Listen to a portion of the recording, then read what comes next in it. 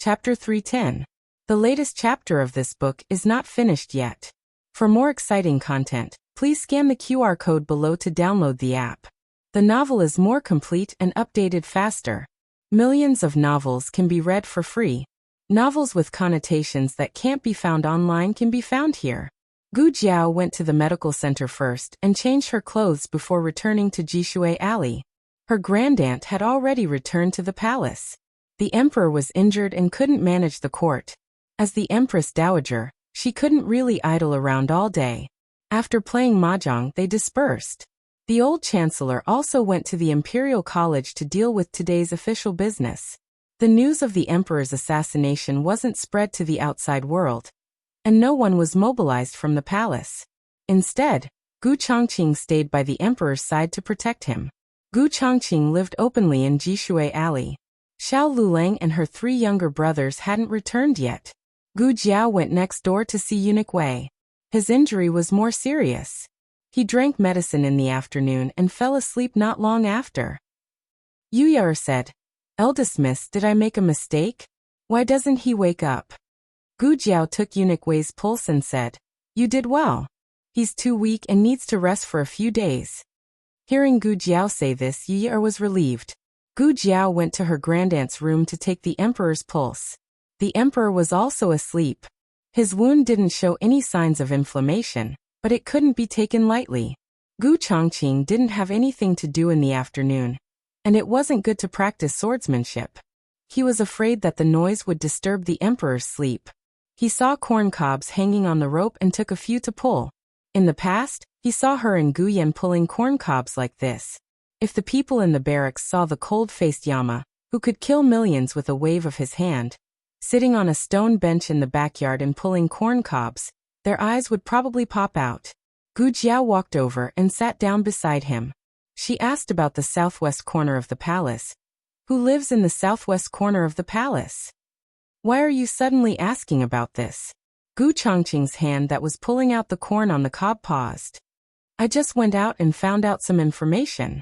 The assassin seems to be related to the southwest corner of the palace." Gu Jiao did not mention that she went to the brothel to investigate. But Gu Chongqing wasn't stupid. Such a big piece of news couldn't be found outside. The only place he didn't investigate was Immortal Music House. Gu Chongqing narrowed his eyes and put down the corn in his hand. His face became serious. "You went to Immortal Music House?" Gu Jiao said seriously. "No, I'm a gentleman. I don't go to that kind of place." She had already changed her clothes. If she didn't admit it, she wouldn't go. Gu Chongqing's gaze fell on her small throat. "Your Adam's apple hasn't been removed yet." Gu Jiao.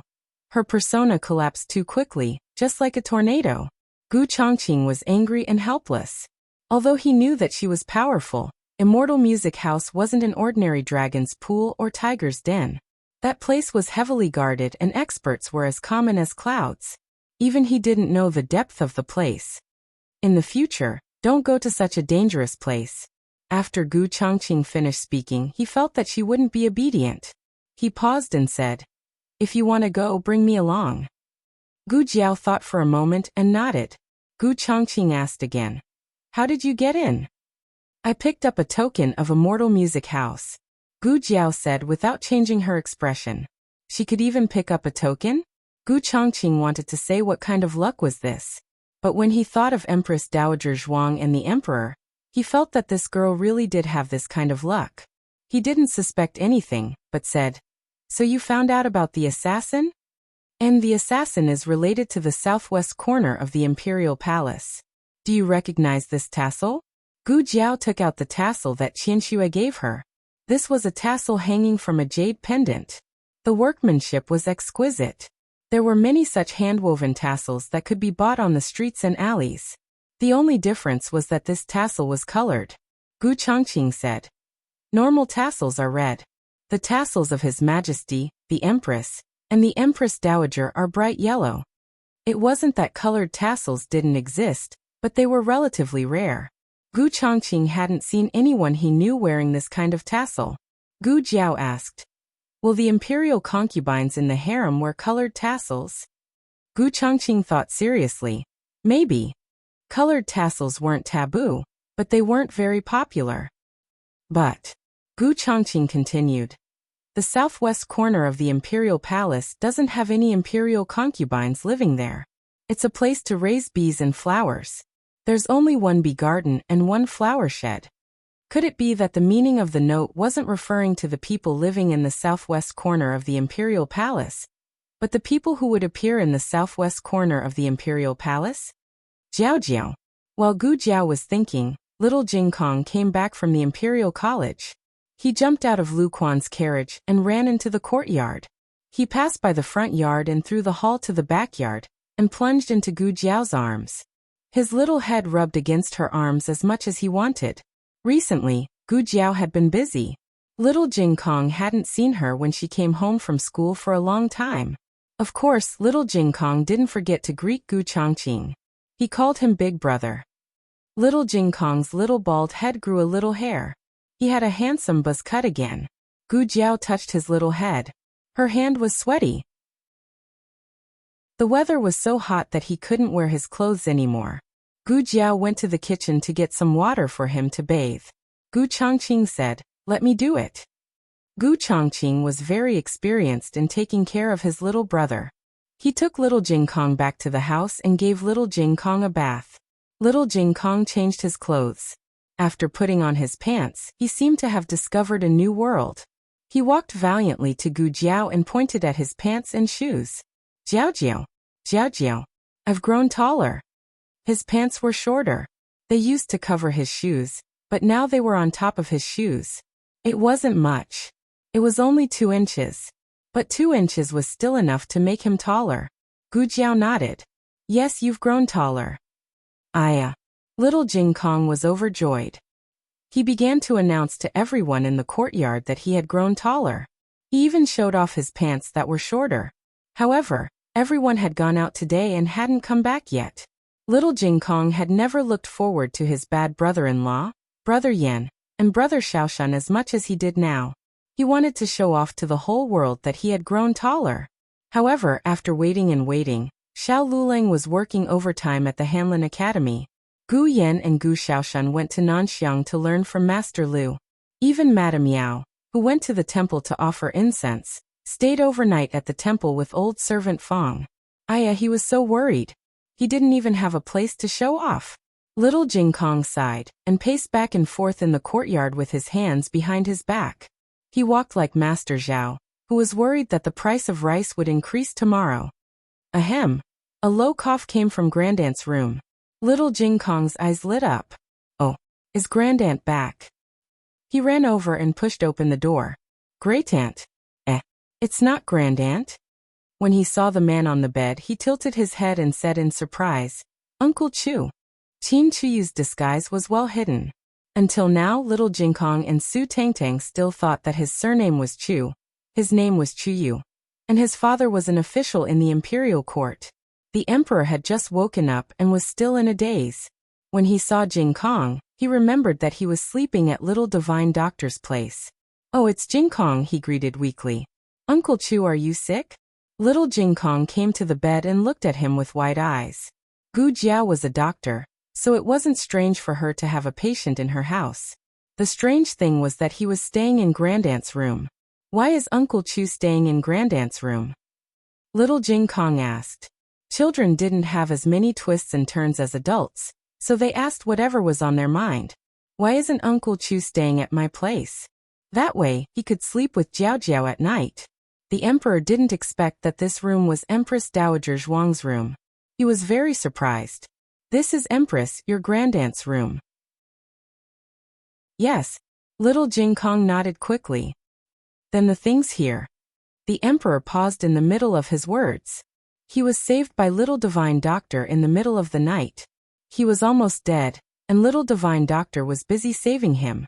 How could he have the time to decorate a room for him?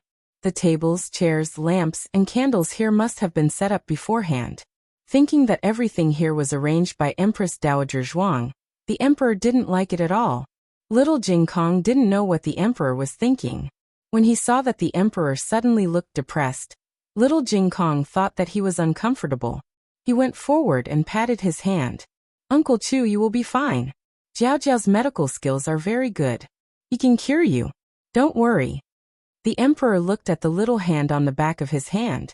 He was the emperor, but he was comforted by a 4-year-old child. The emperor suddenly didn't know whether to laugh or cry. Soon he realized that he had slept.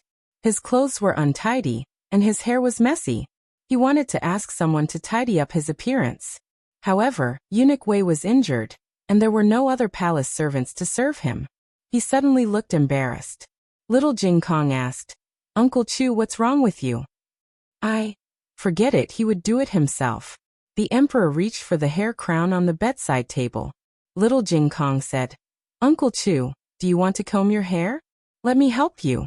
You are sick, so don't move. Do you know how to do it? The emperor asked. Of course. Little Jing Kong patted his small chest and said. He combed Little Eight's dog hair every day.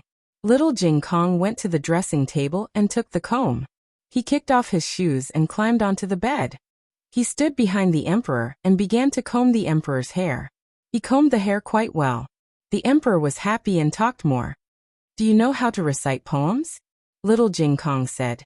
Yes, but I don't like to recite poems. The emperor laughed. Then what do you like? Little Jing Kong said. I like to sing. Recently he had learned a few new songs from Jiao Jiao. Oh, the emperor laughed. You know how to sing? Sing a few songs. Little Jing Kong thought seriously and stopped combing the emperor's hair. He brewed his emotions for a while, then raised a small hand and began to sing. The north wind blows, the snowflakes float, the snowflakes float. The year has come, father went out to hide the 7 days of the year, the emperor shuddered. Why was it such a sad song? Did he think that he was not sad enough? Little Jing Kong was very absorbed in singing. His eyes were sad and there were tears in them. The emperor could not bear to look at him. Can't you sing something happier? Of course. Little Jing Kong changed his mood in a second. As he braided the emperor's hair, he swayed his head and sang. Other people's daughters have flowers to wear, your father. I have little money. Can't buy them. Tear off the 2-foot red hair rope, tie it up for my she. Hey, tie it up. The face of the emperor, whose hair was tied into a big braid, darkened. What kind of nonsense was this? The emperor felt that he could not listen to it anymore. If he did, he would be so angry that he would suffer from internal injuries. I have another song. Little Jing Kong cleared his throat and grabbed the emperor's braid. His small body shook. He used too much force. The emperor's hair was pulled, and his scalp was almost pulled off. Cough, cough, I got the melody wrong. Let's do it again. Little Jing Kong gathered his thoughts for a while. He looked serious and used all his strength. Uncle Ba and little uncle, don't show off your wealth, dead. You didn't say anything about killing his father. You probably came to kill your mother. A bunch of fathers died. Actually, there was no one in the last line. However, little Jing Kong felt that singing this way was not clear enough, so he added a 1. He was really a clever little brat. The emperor did not enjoy it as much as little Jing Kong. What was this little brat singing? He was talking about killing his father and mother. Was it really good to sing such a cruel song at such a young age? He had to go back and ask that old thing Huosian what he taught the children in the Imperial College. Also he could sing, but could he not pull his hair? Was it easy to keep such a thick head of hair at his age? Be careful not to make him bald. Xiao Luleng came back from the Imperial College first. Little Jing Kong finally stopped damaging the emperor's hairline and ears. He went to show off to his bad brother-in-law that he was tall. After showing off, he sat at the door, stretched out his legs, and placed his trouser leg in the most conspicuous position. He showed off to everyone in the family who came back. Gu Xiaoshan touched his nose and said, "Could it be that you raised your trouser leg?" Gu Xiaoshan pulled little Jing Kong's belt back to his belly button. "See, it can cover his shoes again, right?" Little Jing Kong.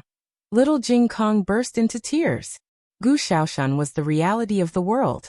In the end, Gu Jiao measured little Jing Kong's height and showed him his previous data. He was sure that he had really grown taller, but not as much as 2 inches. "You've grown 1 inch taller," Gu Jiao said. Little Jing Kong sat in Gu Jiao's arms and played with Gu Jiao's hair pitifully. "Is 1 inch taller?" Gu Jiao touched his little head. "Of course." Little Jing Kong lowered his head and played with his fingers. Then I have to reward you with a kiss. Gu Jiao kissed his head. Little Jing Kong jumped down, covered his head with his little hands, and quickly ran back to the house. At night, when Gu Jiao went to change the emperor's medicine, she asked the emperor if he had seen the tassel. The emperor shook his head. I haven't seen it. The next day, Gu Jiao went to the imperial palace. Empress Dowager Zhuang went to the court. Gu Jiao took the tassel and asked Eunuch Qin, Eunuch Qin, have you seen this tassel? Eunuch Qin shook his head. I haven't seen it. Eunuch Qin, is there a place to collect honey in the imperial palace? She asked. Eunuch Qin said, there's a bee garden in the southwest corner. Do you want fresh honey? I'll ask someone to collect it. No, I'll go by myself. Gu Jiao paused. Can I go? Eunuch Qin smiled. Of course. Eunuch Qin took a jar and gave it to Gu Jiao. There are beekeepers there. If you are tired, you can give it to them. Okay. Gu Jiao took the jar. Eunuch Qin was worried that she would get lost, so he asked the eunuchs of the Rensho Palace to send her there. Gu Jiao decided to wait here for the rabbit. She waited for a whole morning, but no one passed by except the gardeners and the beekeepers. When Gu Jiao was about to leave, several women came from the end of the path. The leader was Princess Ning. Princess Ning was followed by 2 eunuchs with flower baskets and 4 maids. Princess Ning had a miscarriage a few days ago, so her face was still a little swollen. It was hot in June, but she was still wrapped in a cloak. Princess Rui Wang said that this was the 3rd miscarriage of Princess Ning. Every miscarriage was harmful to a woman, not to mention that she had miscarried 3 times. In ancient times when medical conditions were not developed, it was really difficult for her to get pregnant again. She lived in Prince Ning's mansion outside the palace, so she didn't know why she came to such a remote corner in the southwest. Was she the person she was waiting for? Gu Jiao was in a small wooden house, but her eyes fell on Princess Ning through the window. Princess, you can leave this to us. Why do you have to do it yourself? A maid asked. Princess Ning said, you don't understand. You wasted the good honey. Call the beekeeper here. Yes. The maid answered, went to the bee garden, and called the beekeeper on duty. The beekeeper bowed to Princess Ning respectfully. Greetings, Princess Ning. Princess Ning asked, what honey have you picked today? The beekeeper replied, Princess Ning, there is date honey, locust honey, and half a jar of flower honey. Give it to me. Princess Ning said. Yes. The beekeeper poured a small cup of each of the 3 kinds of honey. Princess Ning tasted them one by one with a spoon and said, date honey. How much does Princess Ning want? The beekeeper asked respectfully. 2 jars. Princess Ning said. The beekeeper filled 2 jars of honey for Princess Ning, and the eunuch next to Princess Ning took them. Then they went to the garden to pick a few potted plants. Looking at Princess Ning's back, Gu Jiao came out and said to the beekeeper, I picked up a tassel on the ground. Is it Princess Ning's? Oh. The beekeeper took the tassel and caught up with Princess Ning. Gu Jiao saw the beekeeper give the tassel to Princess Ning, but Princess Ning shook her head. Her expression didn't seem to be fake. Miss, Princess Ning said it wasn't hers. The beekeeper returned the tassel to Gu Jiao. Gu Jiao wasn't dressed like a concubine or a maid, but she was from Rensho Palace, so the beekeeper still didn't dare to neglect her. Gu Jiao took the tassel and asked, has anyone else been here? The beekeeper smiled and said, there are a lot of bees here, so it's easy to sting. Usually no one comes here. Was the courtesan of Immortal Music House teasing her? Gu Jiao pondered the words Imperial Palace, southwest corner in her mind. Aside from the beehive, there was only the garden in the southwest corner. She had been watching the garden, but there was no movement. Gu Jiao touched her chin. While she was puzzled, someone else came. This time, it was the Crown Princess. The Crown Princess had been recuperating in the East Palace, since she was beaten up by Gu Jiao. Her injuries had completely healed yesterday, and she walked out of the East Palace this morning. The beekeeper was frightened. It was fine if Princess Ning came, but why did the Crown Princess also come? The beekeeper hurried forward and bowed. This servant greets the Crown Princess. The Crown Princess nodded lightly. Gu Jiao was standing at the entrance of the beehive. Before she could return to the wooden hut, the crown princess saw her. The crown princess recognized Gu Jiao. After all, she had seen Gu Jiao from afar. And Gu Jiao also recognized the crown princess. After all, she had beaten the crown princess deeply. However, in the impression of the two, the other party should not recognize them. This was their first official meeting. As a woman who could charm the crown prince, the crown princess's appearance was impeccable. It was not an exaggeration to say that she could cause the fall of a city at first sight. In comparison, Gu Jiao, who had a red birthmark on her cheek, paled in comparison. At least in the eyes of others. The crown princess was the moon in the sky. Even the beauties in the imperial harem were overshadowed by her. Let alone this young girl with a disfigured face. Who are you? Why don't you kneel when you see the crown princess? The chief eunuch beside the crown princess asked. If it was the crown princess's female official, she would probably recognize Gu Jiao. Unfortunately, this chief eunuch had never seen Gu Jiao before. The bee craftsman hurriedly said in a small voice, "Gong Gong, this girl is from Renshou Palace."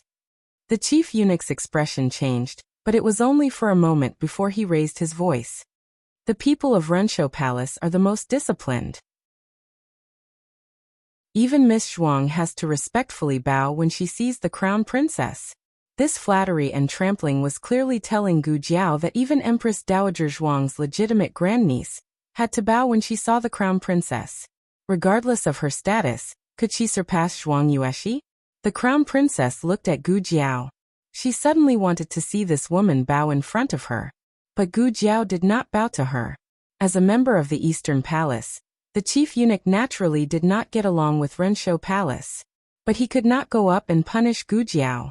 He had to use the rules to suppress Gu Jiao. Does the Empress Dowager know you are so rude? Is it any of your business whether the Empress Dowager knows or not? It was Gong Gong Qin. The chief eunuch's expression changed, and he lowered his head.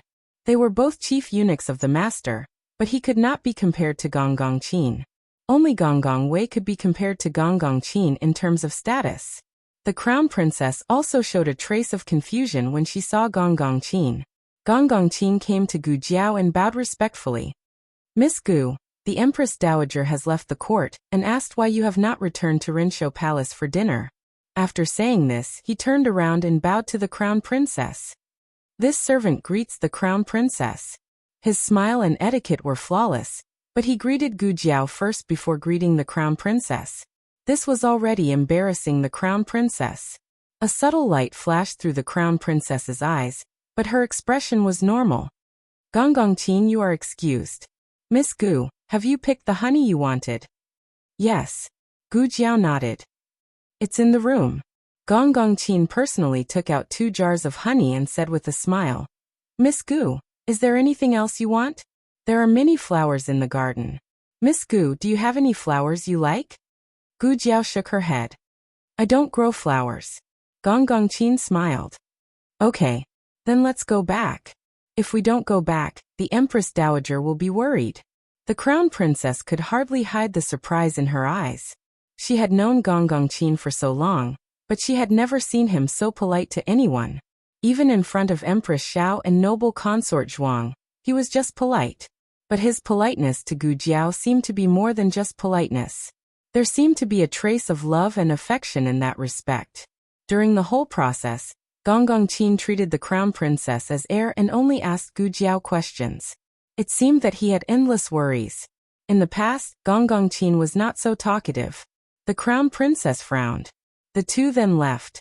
The moment they brushed past each other, Gu Jiao suddenly pointed at the tassel on the ground and said, Your tassel fell. The crown princess lowered her head to look. It's not mine. Gu Jiao. Oh. It was also not the crown princess's. The people that appeared in the southwest corner of the imperial palace today were unrelated to this tassel. Why was it like this? Gu Jiao left with confusion. The crown princess' confusion was no less than Gu Jiao's.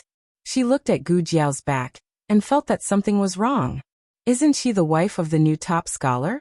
Why is she so close to Renshou Palace? Crown princess. The young palace maid suddenly remembered something and said, Do you still remember the matter of the fifth prince being pushed into the water 2 days ago? Noble consort Shu wanted to punish that person, but she was taken away by the Empress Dowager. That person even sat on the Empress Dowager's Phoenix sedan. This matter caused a stir in the imperial palace. Although the crown princess did not leave her room, she still heard about it. That person was noble consort Shu's niece, the true eldest miss of Marquis Ding and Fu. It was said that she had great medical skills, and was treated as a guest of honor by the Empress Dowager. The crown princess's expression was slightly startled. It's her? Xiao Lulang didn't marry a normal peasant girl, but a true Marquis Fu's daughter? In this instant, the crown princess's heart didn't know what to feel. The young palace maid muttered. Speaking of which, has this Marquis Fu's daughter gone crazy? Marquis Ding and Fu is His Majesty's trusted aide. Xiao Lulang is also His Majesty's new top scholar. Her father, brother, and husband are all His Majesty's people, but she wants to be with Empress Dowager Zhuang. Is she not afraid of being rejected by her father and brother, not afraid of being abandoned by her husband? That's right, wasn't she afraid? How could she live so fearlessly, so unscrupulous? Gu Jiao returned to Renshou Palace and personally made a dish of honey crispy duck for her grandaunt. It was similar to the sweetness of the sugar-skin duck, but it wasn't as sweet. It also had a trace of honey's natural sourness, making the taste richer. Without the emperor's annoying son fighting for food, Empress Dowager Zhuang ate happily. After eating, Gu Jiao took out the tassel. Grandaunt, have you seen anyone wearing this tassel? Empress Dowager Zhuang looked at the tassel and frowned. Such an ugly tassel, I've never seen it before. Not ugly, Gu Jiao felt. Wait, it seems like I've seen it before. Empress Dowager Zhuang looked up at the sky and carefully tried to recall. She waved her hand. I can't remember. Great, the clue she had just obtained was suddenly cut off. Where did you get this tassel? Empress Dowager Zhuang asked. I picked it up, Gu Jiao said without a change in expression. This tassel may be related to the assassin who tried to assassinate His Majesty. Humph. Empress Dowager Zhuang snorted, her face full of disgust. You can't even clean up after killing someone. Gu Jiao. Gu Jiao went to the bee garden in the afternoon again, but she still found nothing. At dusk, she left the imperial palace. She carried a small basket on her back and walked alone on the bustling street. She was still thinking about the murderer in her mind. Suddenly, there was a sound of punching and kicking in the alley. She inadvertently glanced over. She saw a group of burly men were beating a thin and bony man. The man was holding something in his arms tightly, and didn't let go even when he was beaten black and blue. Gu Jiao walked over, grabbed a burly man with each hand, and knocked them down quickly. Several people saw that they were no match for Gu Jiao and ran away in fear. Gu Jiao squatted down beside the man. The man didn't know what happened and thought there would be a new round of attacks. He covered his head with one hand and held the bundle in his arms with the other. Gu Jiao stretched out her slender index finger and poked his shoulder. It's me. Lu Yixing heard this and removed his hand from his head, looking at her in surprise. Gu Jiao sighed. Why are you being bullied again? Lu Yixing awkwardly got up from the ground and said indifferently. Isn't this normal? It's not the first time you've seen it. There was no one else who could talk about getting beaten up in such a nonchalant manner. Gu Jiao looked at the bundle in his arms and said, You've finally decided to study? Lu Yixing said indifferently. I'm just casually studying. Gu Jiao. Oh. Lu Yixing. Lu Yixing's lips moved. If there's nothing else, I'll be leaving first. Here. Gu Jiao threw him a bottle of medicine. Lu Yixing caught it and paused, then wanted to return it to her. I don't have any money on me. Gu Jiao said. It's a gift for you. It's free. Lu Yixing still didn't want to take her medicine for free. After thinking about it, he picked a book from a pile of treasured books and gave it to her. It's money for the medicine. Gu Jiao said. The medicine isn't that expensive. Lu Yixing said. You can also count the previous one. This person's self-esteem was too strong. He didn't want to accept other people's kindness for free. If it weren't for this, he probably would have gone to the Chun state to seek refuge with his maternal grandfather's family. Okay. Gu Jiao accepted his book. The two parted ways. Gu Jiao stopped in her tracks and took out the tassel from her bosom. Have you seen this before? My tassel. Lu Yixing said as he lowered his head to touch the jade pendant in his bosom. When he took out the jade pendant, he saw an identical tassel hanging on it. He said apologetically, I mistook it for someone else. It's not mine. Mine is still here. Gu Jiao pointed at his tassel. Have you always had this tassel? Lu Yixing nodded. Yes, my mother gave it to me. It's always been hanging on this jade pendant. Digression. Little Jing Kong karaoke songs. White-haired girl, and star by Vita's I'm Too Sleepy. I'll think about the title tomorrow. If you have a good title, you can also at me in the comments section. The latest chapter of this book is not finished yet. For more exciting content, please scan the QR code below to download the app. Novels are updated faster and more complete. Millions of novels are free to read. Novels with connotations that can't be found on the internet can be found here. https://www.zhhbqg.com/89642_8964286/1120744492. HTML Genius memorized this site's address. www.zhhbqg.com Bikugo mobile reading website. zhhbqg.com.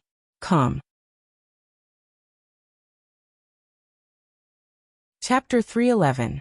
The latest chapter of this book is not finished yet. For more exciting content, please scan the QR code below to download the app. The novel is more complete and updated faster. Millions of novels are free to read. There are novels with connotations that can't be found online here. Gu Jiao went to the Imperial Palace again, and came to the southwest corner again. The beekeeper saw her come so late and hurried forward to ask, Miss Gu, do you need more honey? At noon, he heard eunuch Qin of Renshou Palace call her Miss Gu. He thought she was just a girl related to Renshou Palace, but the favorite of the Empress Dowager treated her more respectfully than the crown princess, so the beekeeper didn't dare to slight her. At this time, the sun was setting, and the sky was gray and blue. Only the red light of the setting sun lit up the last bit of twilight. Gu Jiao's gaze fell on a pavilion shrouded by the setting sun. The pavilion was a bit far away. From her angle, she could only see the cornices. What's over there? Gu Jiao pointed and asked. The beekeeper followed Gu Jiao's finger and looked at the roof tiles under the setting sun. He said, that seems to be the residence of the hostages of the Qin kingdom. The Qin kingdom and the Zhao kingdom had been at odds for a long time. The hostages of the Qin kingdom naturally wouldn't live in a luxurious palace. Instead, they were given a secluded small courtyard, separated from the harem by a beekeeping path. There were guards at both ends. Gu Jiao looked at the cornices that were swallowed by the night and gradually understood the meaning of the Imperial Palace, the southwest corner. It wasn't that the other person lived in the southwest corner of the Imperial Palace, nor did the other person go in and out of the southwest corner of the Imperial Palace. It was that the other person could be seen from the southwest corner of the Imperial Palace. The summer in the Zhao kingdom was hotter than in the Qin kingdom. The cicadas in the trees kept croaking, which seemed to add a bit of dryness. There was a small lotus pond nearby, and frogs croaked occasionally. It really wasn't a comfortable residence. The lanterns under the corridor were gradually lit by the palace servants. The patrolling guards held long swords and looked dignified. All of a sudden, a small figure flew into the sky. The little figure's movements were extremely light and did not alarm any of the guards. However, a gray shadow suddenly flashed out from the seemingly inconspicuous corner. It was as fast as lightning, and in the blink of an eye, a curved blade was placed on the little figure's neck. All right, Song Yi, let her in. She is this prince's honored guest. A lazy voice with a hint of ridicule slowly came from inside the house. The gray-clothed man coldly put away the scimitar in his hand, but the vigilance in his eyes didn't decrease at all. He stared at Gu Jiao without blinking, as if as long as Gu Jiao did not behave in the slightest, his scimitar would be placed on Gu Jiao's neck again. Gu Jiao had no intention of hiding her identity. She wore her own clothes and did not even wear a mask. She calmly pushed open the door and entered. There were quite a few oil lamps in the house, but the brightness of the oil lamps was limited. Even when the whole house was lit, it was still a dim yellow. Yuan Tang was sitting on a chair while a palace servant changed his dressing. He seemed to have been injured in the waist and abdomen. The bandages that had been removed were covered in blood. The house was filled with the smell of wound medicine. His clothes were open, revealing a strong and sturdy chest, well-defined abdominal muscles, and two clearly defined mermaid lines. It was unknown whether it was because of the heat or the pain, but there were sparkling drops of sweat dripping down from his wheat-colored skin, dripping over each firm but not exaggerated muscle. This was a body full of masculine strength. The air was suddenly filled with the scent of male hormones. Yuan Tang did not expect Gu Jiao to come in so quickly. Fortunately, the palace servant moved quickly and quickly applied medicine and bandaged him. "You can leave." When the palace servant was about to tidy up his clothes, he raised his hand. "Yes." The palace servant tidied up and left. Yuan Tang closed his clothes and tied his belt. He was a man, so it was not a big deal to be seen, but why? Yuan Tang glanced at Gu Jiao. Gu Jiao's expression was magnanimous. She was even more magnanimous than the person who was being stared at. This woman was really interesting. "All of you can leave as well." Yuan Tang ordered the palace servants in the room. Everyone left the room in silence. The gray-clothed man just now stood guard at the door, with no intention of leaving. Gu Jiao felt a very powerful aura from the gray-clothed man. It was almost on par with the old marquis. She wondered who would be the stronger one if the two of them fought. Of course, if she was in her prime, she would have no problem cutting his throat. "Don't worry about him," Yuan Tang said with a smile. Gu Jiao had met Yuan Tang once in Lu Yixing's courtyard. At that time, Gu Jiao only felt that Yuan Tang's appearance was handsome, but not absolutely beautiful. At least, compared to his cousin Lu Yixing, he was a bit less exquisite. But after seeing his figure today, she understood that this Chun Empire hostage was also the best among men. Gu Jiao looked at him magnanimously. Yuan Tang couldn't help but laugh. "Should I call you Dr. Gu, or Madam Xiao?" "Up to you," Gu Jiao said. "That's good, Dr. Gu." Yuan Tang smiled and said, "You came to see me so late. Is something the matter?" This was a question he already knew the answer to. But between people, there was always a need for a few words of nonsense. Gu Jiao didn't like to talk nonsense. She glanced at his wounds and got straight to the point. "You even personally went to assassinate the emperor?" Yuan Tang was silent for a moment, then laughed lowly. "How could I not personally go for such an important assassination?" These words were undoubtedly an admission of everything. Gu Jiao said indifferently, "You're quite straightforward in admitting it." Yuan Tang smiled bitterly. "From the moment my Suezi disappeared, I was prepared to be exposed. But I didn't expect it to be so fast, and I definitely didn't expect it to be you." Yuan Tang didn't make any unnecessary excuses. Only a fool would treat someone else as a fool. Gu Jiao being able to investigate to this extent showed that she wasn't a fool at all. Since he couldn't fool her, why waste his breath? "Why?" Gu Jiao asked. "It's my duty," Yuan Tang said. Gu Jiao asked, "The Chun Empire's monarch's order?" Yuan Tang turned his head to look at the night sky outside the window. "I also have my own selfish motives. My aunt died at the hands of Empress Dowager Zhuang and the Zhao Empire's emperor. At that time, they hadn't turned against each other yet. My aunt was forced to death by them. So the two of them are both my enemies." "Your aunt was a spy. Killing your aunt was part of their duty." Gu Jiao's gaze fell on his face, not avoiding it at all. A person's strength wasn't necessarily reflected in their martial arts, status, or talent. The strength of their heart was the most undefeatable. This was a woman whose heart was filled with strength. Yuan Tang retracted his gaze and met her gaze. "So how can there be right or wrong in this world? It's just that my status forced me to do it. I was born in the Chun Empire and am the Chun Empire's prince.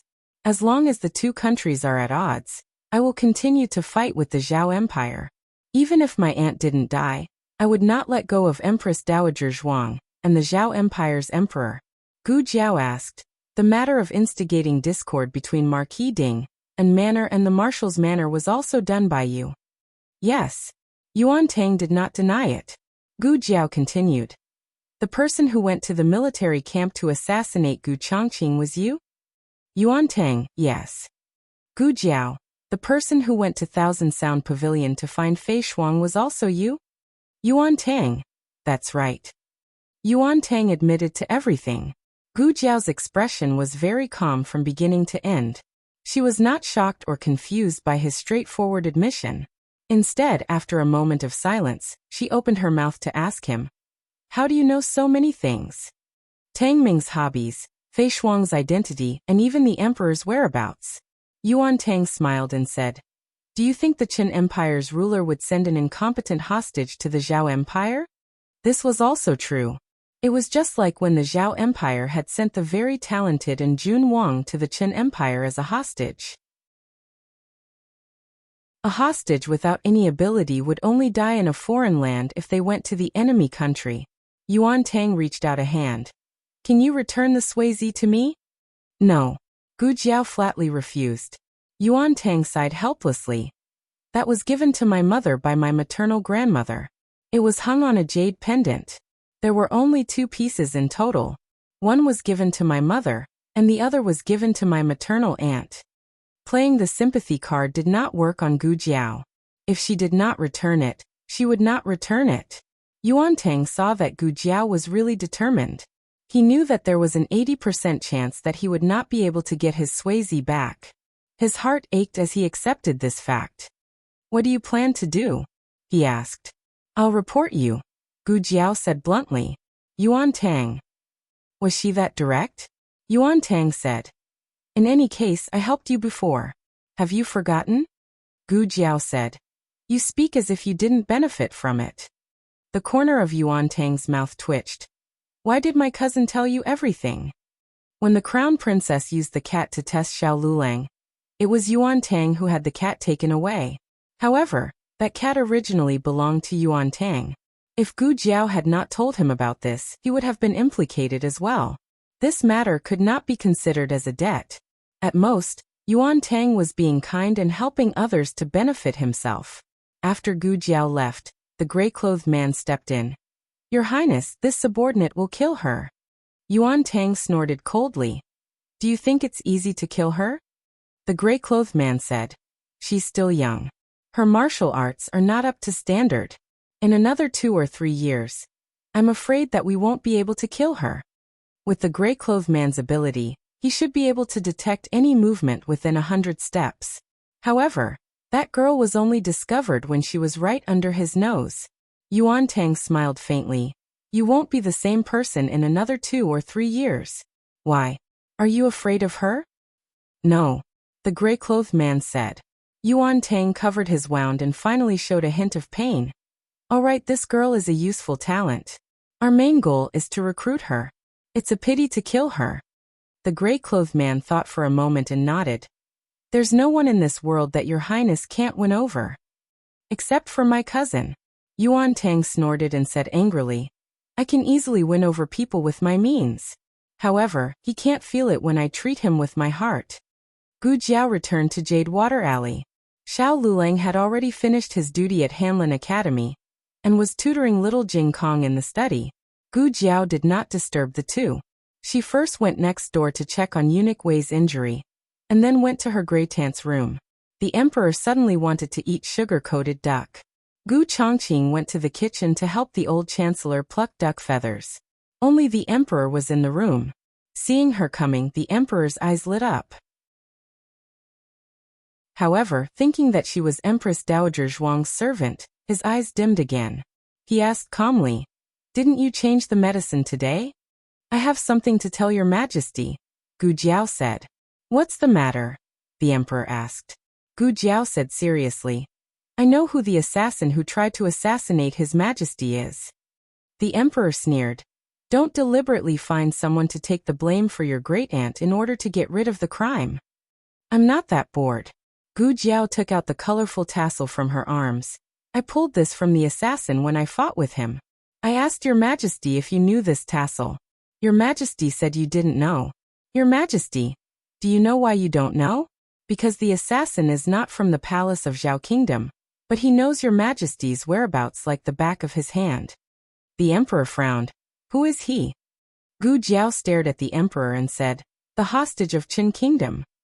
Gu Jiao's words were half true and half false. Other than the fact that the tassel was not pulled from the assassin's body, everything else was true. However, Gu Jiao only had this piece of tassel. There was no other evidence. Whether the emperor believed it or not depended on his trust in Gu Jiao. This was one of the reasons why Yuan Tang dared to be honest with Gu Jiao. So what if Gu Jiao knew the truth? It was too far-fetched to convict him based on a piece of tassel. Compared to him, the hostage of Qin Kingdom, the emperor was more willing to believe that Empress Dowager Zhuang was the mastermind. The emperor said coldly, do you think that by framing the hostage of Qin Kingdom, you can get rid of the crime for your great-aunt? If your majesty wants to make your loved ones suffer and your enemies happy, then let's just assume that for now. Gu Jiao finished speaking and turned to leave. The emperor was furious. He had thought that she had gone to the clinic after running around day after day, but it turned out that she had gone to find evidence for that vicious woman. That vicious woman was so nice. One after another, they all fell in line for her. Old concubine Jing Ning'an and the little miracle doctor had all been poisoned by that vicious woman. They would be fooled by her, but he would not. I definitely won't. That night, the first thing Eunuch Wei did after regaining consciousness was to drag his heavily injured body to visit the emperor and beg for forgiveness. This old servant failed to protect the emperor. Please punish me, your majesty. The emperor looked at Eunuch Wei, whose hands and neck were bandaged, and couldn't bear to see him like this. You're not a guard. Why do I need you to protect the emperor? Get up. This old servant doesn't dare. I order you to get up. Yes, your majesty. Eunuch Wei stood up shakily. The emperor told him to sit and talk. Eunuch Wei said awkwardly, your majesty, please don't make this servant feel unworthy. The emperor sighed. Why did he have to do this when he was alone? Your majesty, Eunuch Wei said. I met Miss Gu in the courtyard just now. The emperor's eyes turned cold. Are you here to speak for the Empress Dowager as well? Eunuch Wei hurriedly said. Why would I speak for the Empress Dowager? This servant was only thinking that this servant was lying in a pool of blood and was about to die. Miss Gu was alone, and this servant had completely forgotten that she was just a woman. This servant did not let her escape, but instead asked her to save His Majesty. What kind of feelings did she have when she went without hesitation? She knew how dangerous it was ahead, and she knew that Your Majesty and the Empress Dowager were not on good terms. Gu Jiao had saved the emperor, but she didn't mention any details. The emperor thought that she had met him by chance, but he didn't know that she had risked her life to find him. The emperor's mood suddenly became complicated, and he didn't feel good about it. Eunuch Wei looked at the emperor with tears in his eyes and said earnestly, Your Majesty, you can choose not to trust the Empress Dowager, but can you not trust the little miracle doctor? The emperor fell silent. The next day, Yuan Tang was recuperating in his room when several guards from the Dali Temple and the Honglu Temple came to his residence. The official from the Dali Temple said, Your Majesty was attacked by an assassin. The Dali Temple caught an assassin, and that assassin turned out to be one of the sixth prince's people. We also found the sixth prince's personal belongings at the scene. We asked the sixth prince to come with us to the Dali Temple. Yuan Tang frowned. He didn't expect that Gu Jiao had the ability to make the emperor believe her. That witness was naturally used by the emperor to frame Yuan Tang. After all, a single spike was not enough to hold Yuan Tang. Yuan Tang could say that his spike was lost or stolen. However, the sudden appearance of a witness was a pain in the ass. And that witness was one of Yuan Tang's bodyguards. Not a personal bodyguard, but a third-class bodyguard. Yuan Tang's face became very ugly. He actually bribed the people around this highness. This highness really underestimated the imperial family of Zhao country. When he bribed him, Yuan Tang had no way to find out. Fortunately, the other party was only a third-class bodyguard. He didn't have many opportunities to see him, and it was unlikely that he would come in contact with his secrets. But no matter what, he was bitten by this person, and the situation became a bit tricky. The man in gray said with a murderous look, I'll go kill him. Let's make it so they can't testify. Yuan Tang said coldly. It's useless. He already confessed and signed the confession. Even if he's dead, the evidence is still valid. Of course, Yuan Tang wouldn't obediently let himself be captured. But being forced to this point, it was impossible not to give an explanation to the Zhao country. In the end, Yuan Tang had no choice but to give up the rook to save the king. He handed over one of his trusted aides. The aide took all the blame on himself, saying that it was his own personal behavior, and had nothing to do with Yuan Tang. When he was in the state of Chun, this advisor was a retainer of his residence. He was resourceful and loyal to him. He had given him advice on many occasions, and helped him avert danger. When he handed over the aide, Yuan Tang's heart was bleeding. He wanted to hand over a random bodyguard as a scapegoat, but the Zhao country wouldn't buy it. It wasn't that he was greedy for life and afraid of death, but he couldn't die before his great cause was completed. The news of the emperor's assassination caused a huge uproar in the capital. The imperial court was also slightly shaken. However, the emperor didn't do anything. He completely became a hands-off shopkeeper in Bishui Alley. Of course, he didn't say that he lived in Bishui Alley. He announced to the public that he lived in the temporary imperial residence. Although the misunderstanding of the assassination was resolved, the relationship between the emperor and Empress Dowager Zhuang was still as cold as ice. The emperor still didn't like Empress Dowager Zhuang. Empress Dowager Zhuang still ignored the emperor. Empress Dowager Zhuang left after playing cards. At first, Empress Dowager Zhuang played cards secretly from the emperor. Later, when she saw that the emperor didn't leave, Empress Dowager Zhuang didn't bother to hide it anymore. I just want to play cards. Do whatever you want. The emperor looked at Empress Dowager Zhuang's back as she went to play cards. He gritted his teeth and said, "You don't abide by the virtue of a woman. You have no sense of shame. You violate the rules of the imperial palace. You don't listen to the teachings of the ancestors. You don't deserve to be." Gu Jiao stuffed a thermometer into the emperor's mouth. "Keep it in your mouth. Don't talk," Dr. Gu said seriously. The emperor was speechless. The news of the emperor's assassination caused a stir in the capital. Although he didn't announce his identity to Xiao Lulang and Gu Jiao's family, Little Jing Kong and Gu Xiaoshan were the only two people in the family who didn't guess his identity. Little Jing Kong had already accepted the fact that he was Chu Yu's biological father, Uncle Chu. Therefore, it was difficult for the outside world to affect him. Gu Xiaoshan was pure naive. Even Gu Yan guessed the emperor's identity. After all, there was no one else in the world who had the guts to stare at his great-aunt. The weather was too hot these days. Gu Yan had a heat stroke in the Qinghe Academy. After that, Gu Jiao went to the academy to ask for leave for him so that he could rest at home. In the past, he refused to go to school. Now that he was free, he felt bored.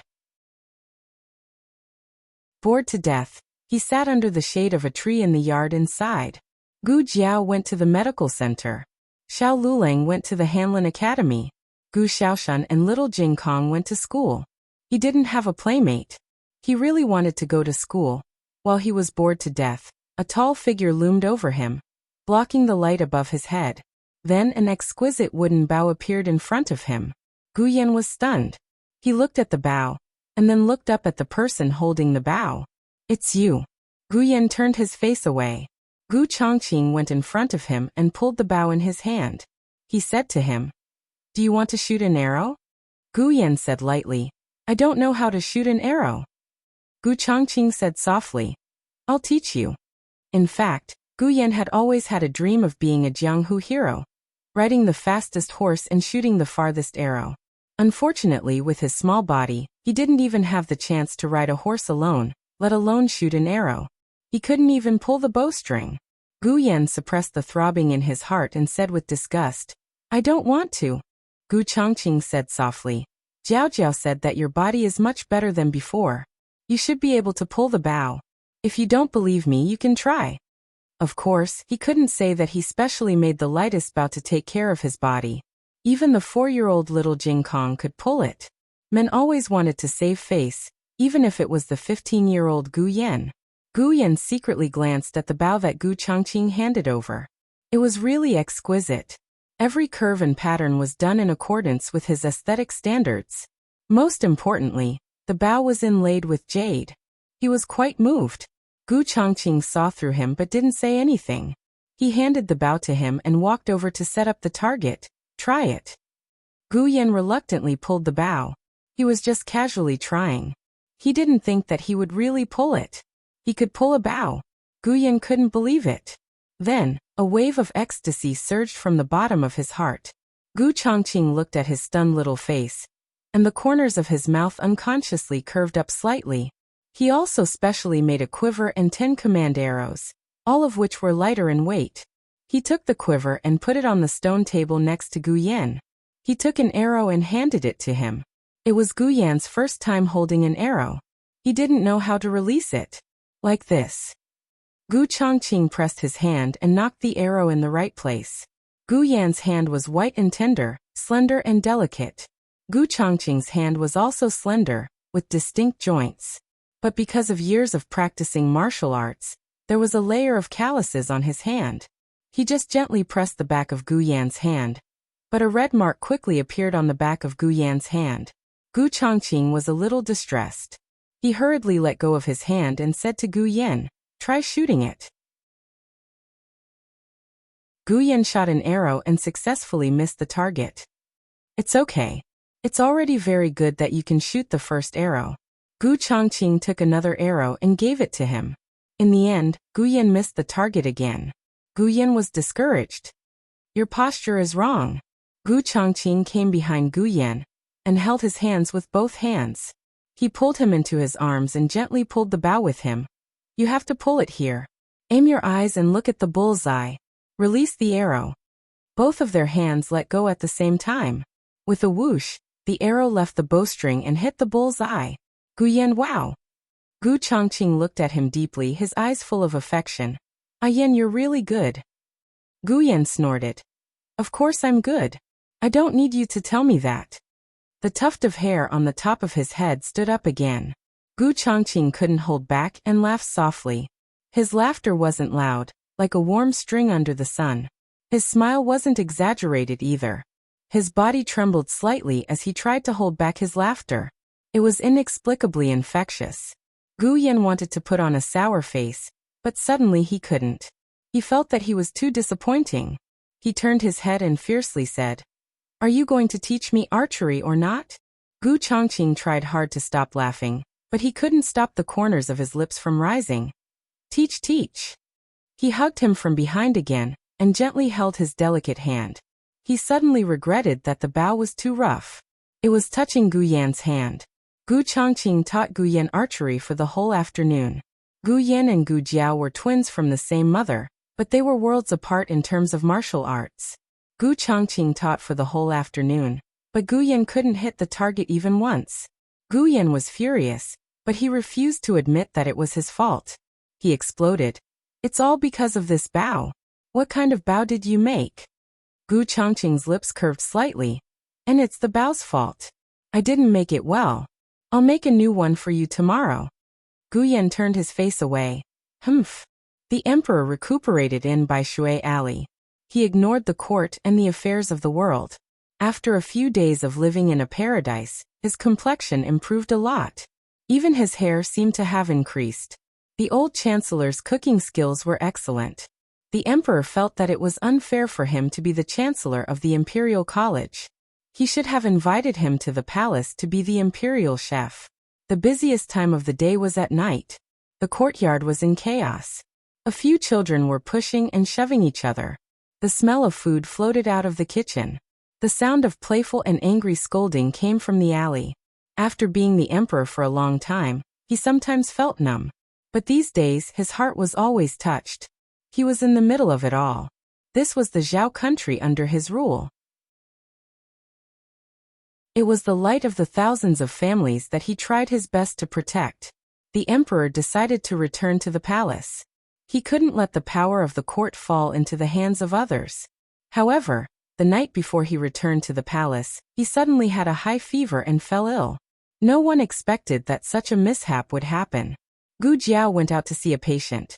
Xiao Lulang and the old chancellor worked overtime overnight at the Hanlin Academy and the Imperial College, and Eunuch Wei himself was still a patient, so he couldn't help much.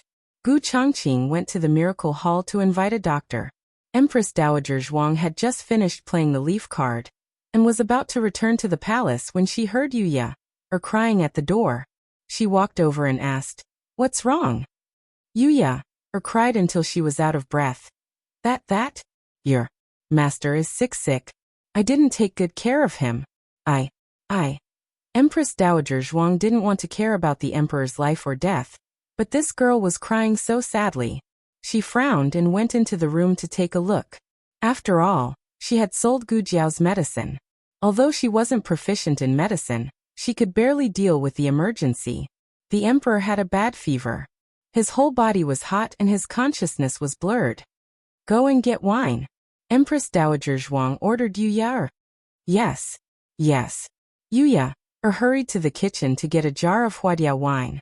No one drank at home. It was a gift from the neighbors. Empress Dowager Zhuang dipped a cotton cloth in the wine and wiped the emperor's armpits and forehead.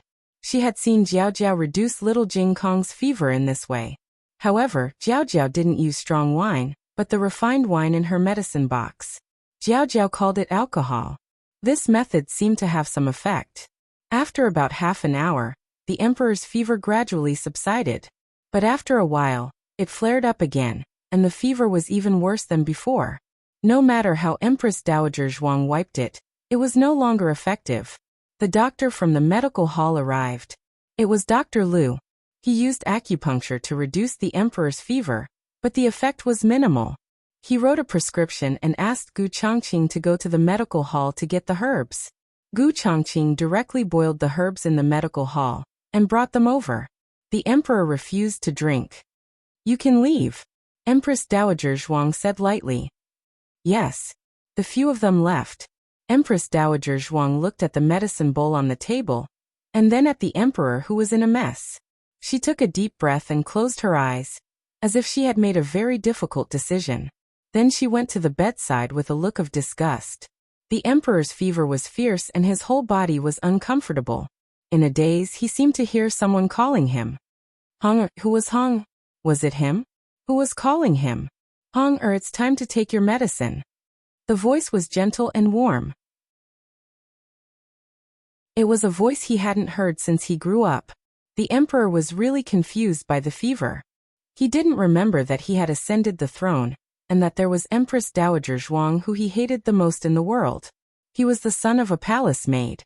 He was born lowly and was raised under concubine Jing's name. Concubine Jing gave birth to a beautiful sister for him. Her name was Ning'an. He liked his sister and also liked concubine Jing. Was that concubine Jing's voice? Was concubine Jing calling him? Concubine Jing was the best to him. Mother. What the emperor didn't know was that he was thinking of concubine Jing, but in the end he called her mother. He grabbed Empress Dowager Zhuang's hand and held it for the whole night. Digression.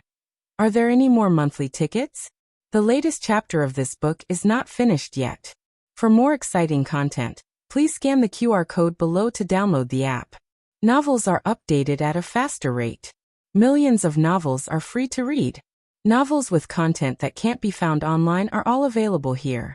https://www.zhbqg.com/89642_8964286/1120488009.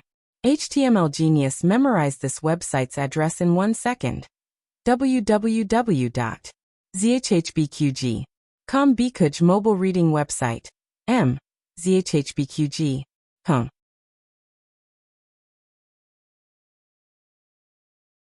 Chapter 312. The latest chapter of this book is not finished yet. For more exciting content, please scan the QR code below to download the app. Novels are updated faster and more frequently. Millions of novels are free to read. Novels with content that can't be found online are all available here. The emperor didn't calm down until the latter half of the night, and fell into a deep sleep. However, even in his sleep, he vaguely heard someone calling him Hong. One sound after another, each sound entered his ears. He also felt a hand so warm that it was burning hot, holding his hand tightly. When the emperor finally woke up, the sky was already bright. The emperor was a little confused and didn't know if it was a dream or reality. The familiar voice called Hunger came again. The emperor slowly opened his eyes, and a figure appeared in his blurred vision. The owner of the figure was sitting cross-legged by the bed, holding his hand and looking at him with a kind gaze. Why does this person look so much like Little Magic Doctor's younger brother? Little Jinkong's little hand patted the back of the emperor's hand. He used the kind tone of Zhao Xiaobao's great-grandmother next door coaxing her great-grandson and called out, "Hunger." The emperor shuddered and woke up from his drowsiness. The emperor recuperated for 7 days in Jishui Alley. The stitches were removed and the wound healed well. Eunuch Wei's injury also recovered well. It was just that he was old and his bone fractures healed slower than young people. However, the other injuries on his body didn't affect him much. Living in Jishui Alley was the most relaxing time of the emperor's life. Ever since he could remember, he knew that he was a lowly prince. Concubine Jing treated him very well, but he couldn't get rid of the shadow brought by his birth. After that, he lived alone and was suppressed by concubine Lu and the crown prince. He was always walking on thin ice. It wasn't easy for him to become the emperor, and he had Empress Dowager Zhuang to govern from behind the curtain. He didn't relax for even a moment. This time, it was a blessing in disguise and he enjoyed a few days of leisure. However, he couldn't really hide in Jishui Alley and be a hands-off boss for the rest of his life. He was the emperor of a country, and he carried the country of Zhao on his shoulders. After dinner, the emperor planned to return to the palace. The emperor announced to the public that he was recuperating in the temporary imperial residence. In order to confuse the enemy, the emperor specially transferred the imperial experts to the temporary imperial residence and surrounded it tightly. No one could guarantee that there wouldn't be a second assassination attempt, so it was best to be careful. At the same time that the emperor set out from Jadewater Alley, Eunuch Wei quietly headed to the temporary imperial residence. When the time came, he would accompany the emperor back to the imperial palace from the temporary imperial residence. Before the emperor boarded the carriage, Auntie Lu suddenly ran over shyly and handed him a pouch. Then, she covered her face and ran away. The emperor was speechless. Gu Chongqing escorted the emperor back to the palace. Sitting in the carriage on the way back, the emperor kept feeling that something was strange. He thought about it but still couldn't figure out what was strange. It was not until he entered the imperial study that Eunuch reported to him. The Empress Dowager has fallen ill. She has been ill for several days, but she insisted on going to court. Today she finally couldn't take it anymore. She fainted in the Phoenix sedan on the way back to Rinshou Palace. The emperor was suddenly enlightened. He had been wondering what was strange. It turned out that the poisonous woman had not gone to Jade Water Alley to keep an eye on him these past few days. The emperor's first reaction was to rejoice. Even that poisonous woman would fall one day. His second reaction was a little worried. First, he was attacked by an assassin, and then the Empress Dowager fainted. It was not a small upheaval even when they were separated, let alone when they were linked together. It was easy to cause uneasiness among the people and panic in the imperial court. It didn't spread out, did it? The emperor asked with a frown. Eunuch said, "No, the Rinshou Palace kept the news secret. They only said that the Empress Dowager was reading the memorials and focusing on the imperial court. No one was allowed to disturb her. The Empress Dowager fainted on the way back. I was secretly watching the Empress Dowager. If she fainted after entering the Rinshou Palace, I'm afraid that even I wouldn't be able to get the exact news." The Rinshou Palace was originally an iron bastion. After the Empress Dowager contracted leprosy, the people inside were replaced. Now even a fly couldn't get in. The emperor had a very bad impression of Empress Dowager Zhuang. He had a great prejudice against her. He didn't feel sorry for her, but he suspected her. How could it be so coincidental? I just came back today and she fell ill? Could it be that she was just pretending to confuse me? This Eunuch didn't know. The emperor sneered. I just came back to the palace. I should pay my respects to my mother. The emperor went to the Rinshou Palace. Eunuch was the emperor's secret enemy. The emperor asked him to go back and not let anyone see him having any contact with him. As for Eunuch Wei, his arm was injured. The emperor asked him to go back to his room to rest. He only took a little eunuch with him. It was obvious that he didn't care much about Empress Dowager Zhuang. As soon as the emperor arrived at the gate of the Renshou Palace, he was stopped by the palace masters. The Empress Dowager ordered that she won't see anyone, the palace master said. The emperor sneered. Does this include me, the monarch of the country? I want to know, when is there a place in the palace that I can't go? The palace master looked at him suspiciously. There has always been a place. Your Majesty, is this the first time you know? The emperor was speechless. The emperor had a toothache. That vicious woman was too powerful. Even he, the emperor, couldn't force his way in. Just as the emperor's face was about to turn black, Eunuch Qin came out with a horsetail whisk. He bowed to the emperor and said, Your Majesty, please forgive me. The Empress Dowager is your mother. She can't see anyone except you. Your Majesty, please. Eunuch Qin made a gesture of invitation. Eunuch Qin was Empress Dowager Zhuang's confidant. His every move represented Empress Dowager Zhuang. The palace master thought that Empress Dowager Zhuang really woke up and wanted to see the emperor, so he stepped aside and let him pass. Eunuch Qin led the way and led the emperor to Empress Dowager Zhuang's bedroom. The emperor thought that Empress Dowager Zhuang was fine, and was deliberately mystifying. However, when he saw the tightly closed phoenix bed, he had a bad premonition. Eunuch Qin came to the bedside and gently opened the curtain, revealing the pale Empress Dowager Zhuang on the phoenix bed. This Empress Dowager Zhuang was too strange. She always appeared majestically in front of people. Even in Bishui Alley, she was dressed in coarse hemp, and it couldn't hide the fierceness in her eyes. However, at this time, she was lying there quietly and her breath was drifting. She was indeed seriously ill. How could this be? The emperor was surprised. Eunuch Qin sighed. Your Majesty, do you really not know why the Empress Dowager is like this? These words were somewhat disgraceful. However, the emperor was too shocked and didn't pay attention to the words. Eunuch Qin meant that the Empress Dowager Zhuang's illness was related to him? How could it be? He hadn't done anything recently. Could it be that night? The emperor felt that it was impossible. This vicious woman couldn't wait to get rid of him. She wouldn't take care of him all night and wouldn't call him like Mother Jing. What he heard was just the voice in his dream. However, this couldn't explain why little Jing Kong called him Honger. If he didn't hear or see it, why would little Jing Kong imitate an adult and call him Hong? The emperor's mind was in a mess. He refused to accept this fact. It was not only because he refused to believe in Empress Dowager Zhuang's kindness, but also because he felt the long-lost warmth that night. In a daze, he seemed to feel that Mother Jing had returned. If it was really Empress Dowager Zhuang, didn't it mean that she had the smell of Mother Jing? This was blasphemy to Mother Jing. He couldn't accept it. He couldn't admit it. Eunuch Qin, the Empress Dowager's medicine is ready. A palace maid came in with a bowl of medicine. When she saw the emperor, she quickly bowed. Your Majesty. The emperor waved his hand impatiently. The palace maid put the bowl of medicine on the bedside table. The emperor's eyes unconsciously followed the bowl of medicine. Inadvertently, he caught a glimpse of a small iron box on the bedside table. It looked familiar. He didn't let himself think about it. At this time, Empress Dowager Zhuang was also awakened by the movement in the bedchamber. She was a person who had seen many storms.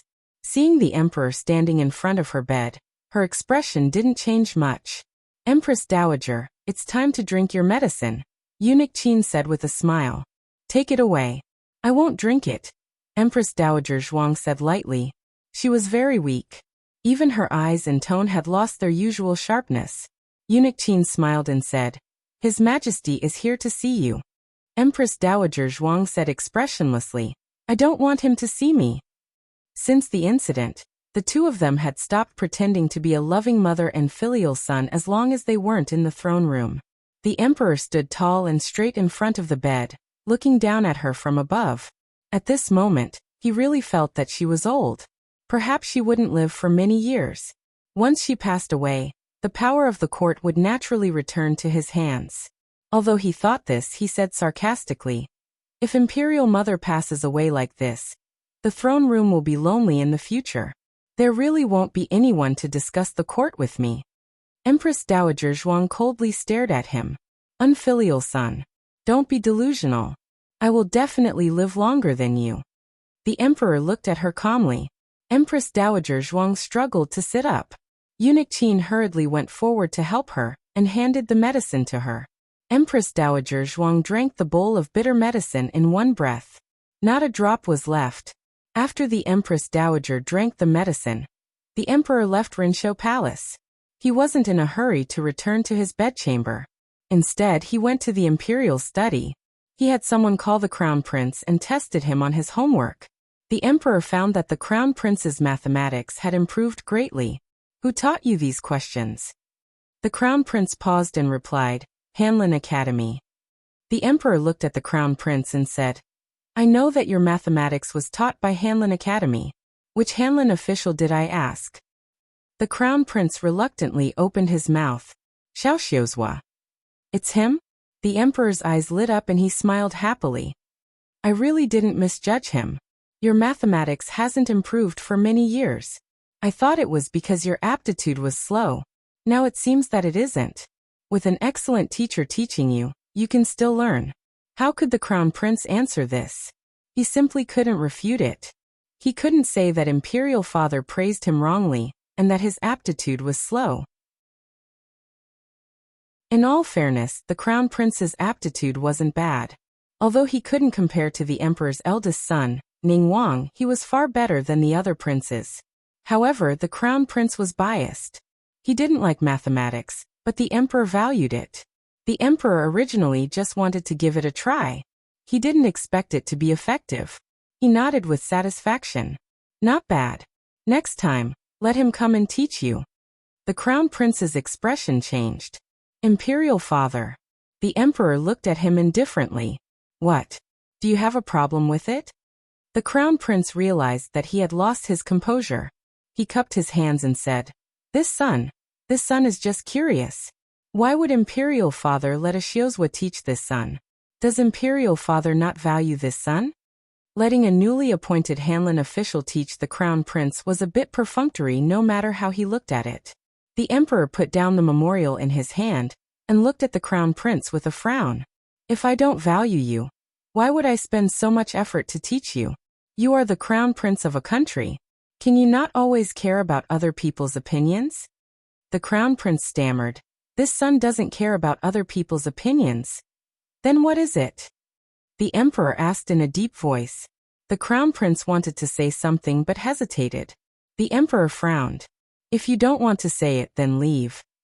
The crown prince lowered his eyes. "He looks too much like my younger cousin. This son will always think of my younger cousin who passed away early and feel sad." The emperor looked pensive. "So you have to be sad to learn?" The crown prince was startled. "Wait, Imperial Father, you seem to have misunderstood me." The emperor grunted. "Your historiography is also passable. In the future, let Xiaoxiuzhua teach you." The crown prince was going crazy. Was it not enough to see him once in a decade? Had he become twice in a decade? He did not want to see Xiao Liulong's face. The crown prince clenched his fists. "Imperial Father." The emperor had already made up his mind. He waved his hand and said, "It's settled then. You can go back. Let little Qi come to my place tonight." He had not seen little Fatty for a few days. He missed him. The emperor was not an ordinary father. He was the emperor first, then the father. However, during these few days when he was recuperating in Bishui Alley, he kept seeing little Jing Kong in front of him. He especially wanted to be a father. Of course, he did not want to be a father to little Jing Kong. That child was too mischievous. He could not handle him. He wanted to find the sense of accomplishment of being a father from his little Fatty. After the crown prince left the imperial study, the emperor asked someone to summon King Ning. The latest chapter of this book is not finished yet. For more exciting content, please scan the QR code below to download the app. Novels are updated at a faster rate. Millions of novels are free to read. Novels with content that cannot be found online are all available here. https://www.zhbqg.com/89642_8964286/112019570. HTML Genius memorized this website's address in a second. www.zhbqg.com Bkuj mobile reading website. zhbqg.com.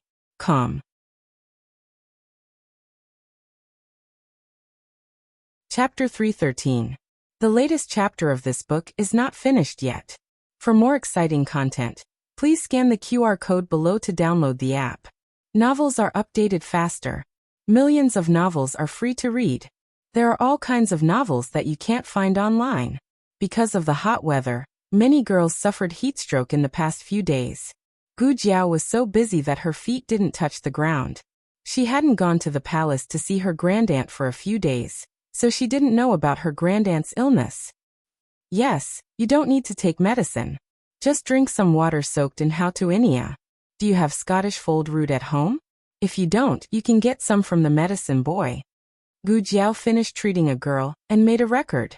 Next, the door was pushed open, and Imperial concubine Rui Wang, who she hadn't seen for a long time, came in. Imperial concubine Rui Wang didn't cut the line this time. She stood in line for half an hour. She was still 5 months pregnant. Why are you here? Gu Jiao asked her to sit down. Imperial concubine Rui Wang's complexion was as rosy as ever. This pregnancy was really good, but her eyes were slightly red and swollen, as if she had just cried. Are you feeling uncomfortable? Let me see. Gu Jiao motioned her to reach out her hand. Imperial concubine Rui Wang shook her head.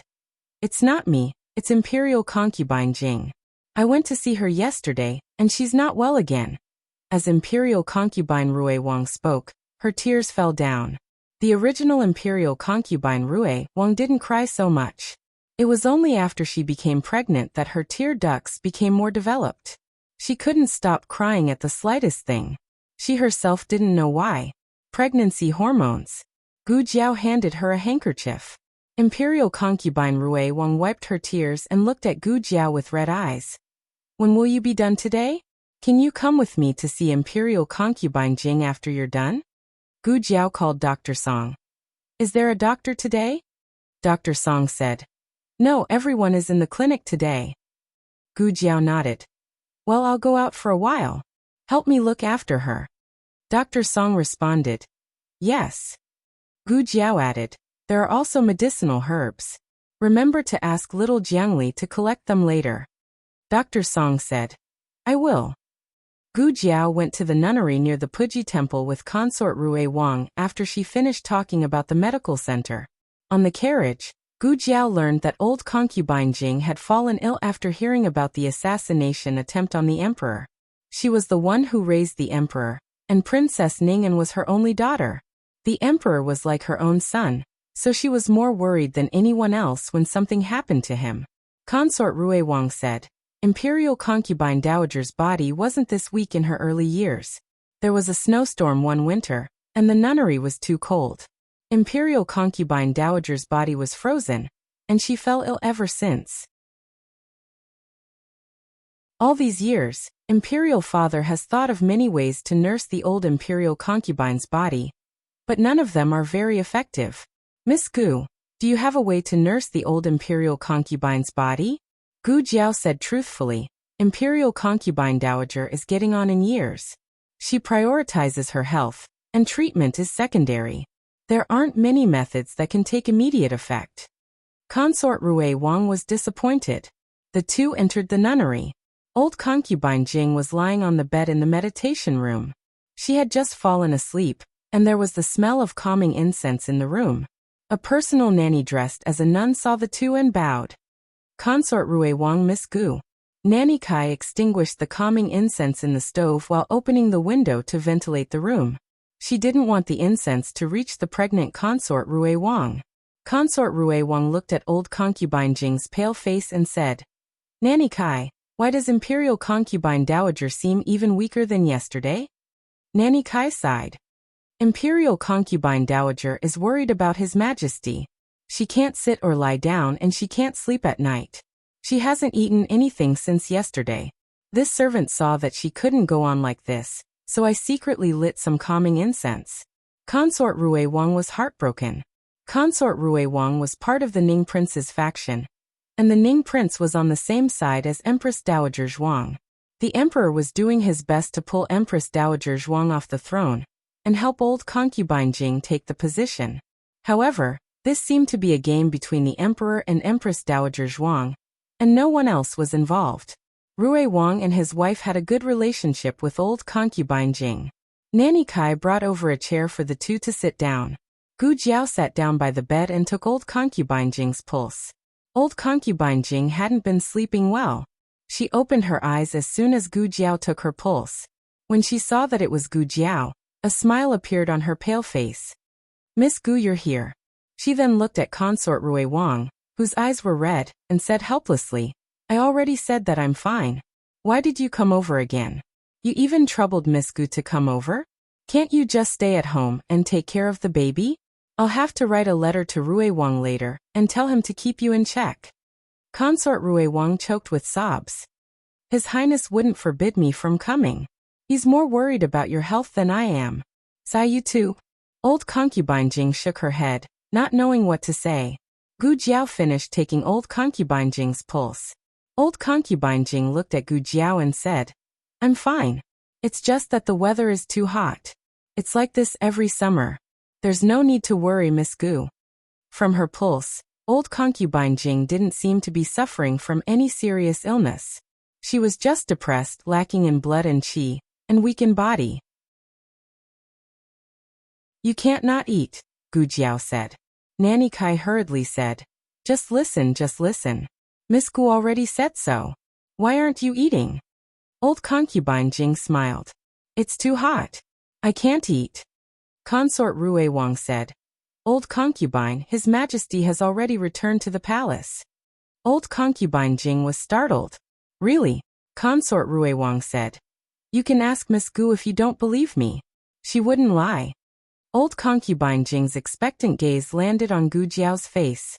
Gu Jiao nodded. "His Majesty has returned to the palace."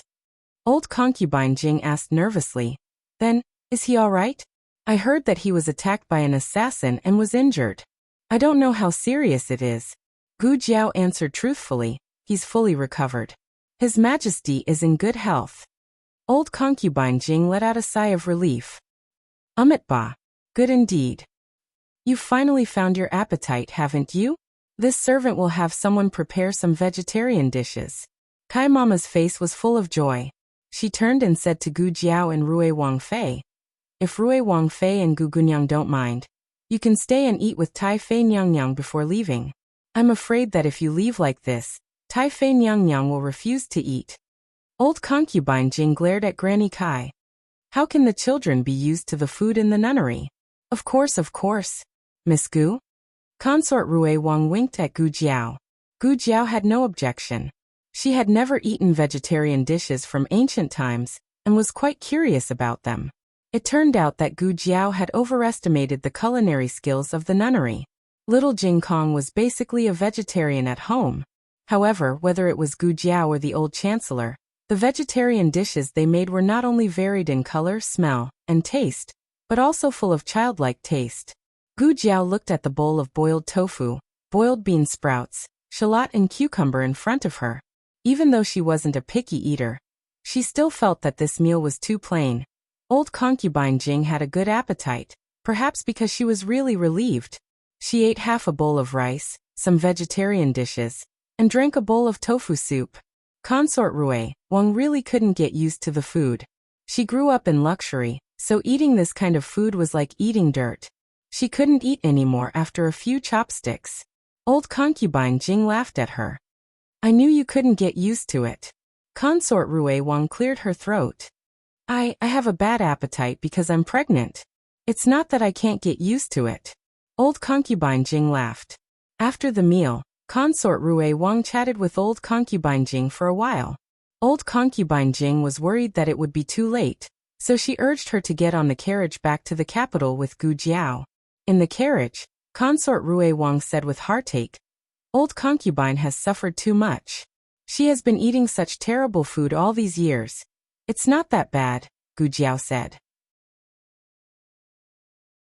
Consort Rue Wang said sadly, "Isn't that bad? It's so plain. It's so bland. She's so pitiful. She's the most pitiful woman of the late emperor." Gu Jiao paused. "Isn't the Empress Dowager the most pitiful?" Consort Rue Wang asked strangely. "What's so pitiful about the Empress Dowager? She's the head of the 6 palaces and the overlord of the imperial court. She's so powerful that she can call the wind and summon the rain. She's even more glorious than father. There's nothing pitiful about her at all."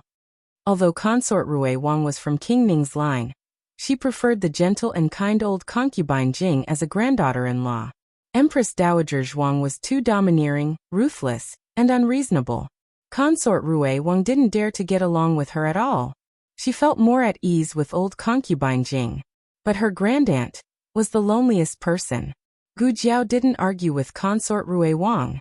Everyone had their own opinions, and there was no need to impose her will on others. She only needed to dote on her grandaunt more. She would dote on her grandaunt along with the other people's shares. As the carriage moved slowly, Consort Rue Wang gradually became sleepy. She leaned her head on Gu Jiao's shoulder and fell asleep. Gu Jiao was also a bit sleepy. She closed her eyes slightly and was about to take a nap when her ears suddenly twitched. She heard a very subtle and fast sound of something breaking through the air. She suddenly opened her eyes and raised her hand. She reached toward Consort Rue Wang and caught an arrow that had been shot in. Consort Rue Wang was awakened by the arrow. Her body trembled. "What's wrong?" She opened her eyes and saw a metal arrow shining with a cold light. She then looked at Gu Jiao's hand, which had caught the arrow. Cold sweat broke out all of a sudden. If it wasn't for Gu Jiao's quick reaction, she would have been her face turned pale in an instant. "Miss Gu." Gu Jiao's eyes turned cold. She grabbed the back of Consort Rue Wang's head with one hand and pulled her into her arms. Then, she turned her body sideways. Swish, swish, swish. 3 arrows flew past her long hair and nailed into the wall of the carriage that the two of them had been leaning against. Gu Jiao looked coldly at the window that had several holes in it. Then she turned the arrow in her hand and shot it out. The latest chapter of this book is not finished yet. For more exciting content, please scan the QR code below to download the app. Novels are updated at a faster rate. Millions of novels are free to read. Novels with content that can't be found online are all available here. https://www.zhhbqg.com/89642_8964286/112017106. HTML Genius memorized this website's address in 1 second. www.zhhbqg.com Biku Pavilion's mobile reading website. zhhbqg.com.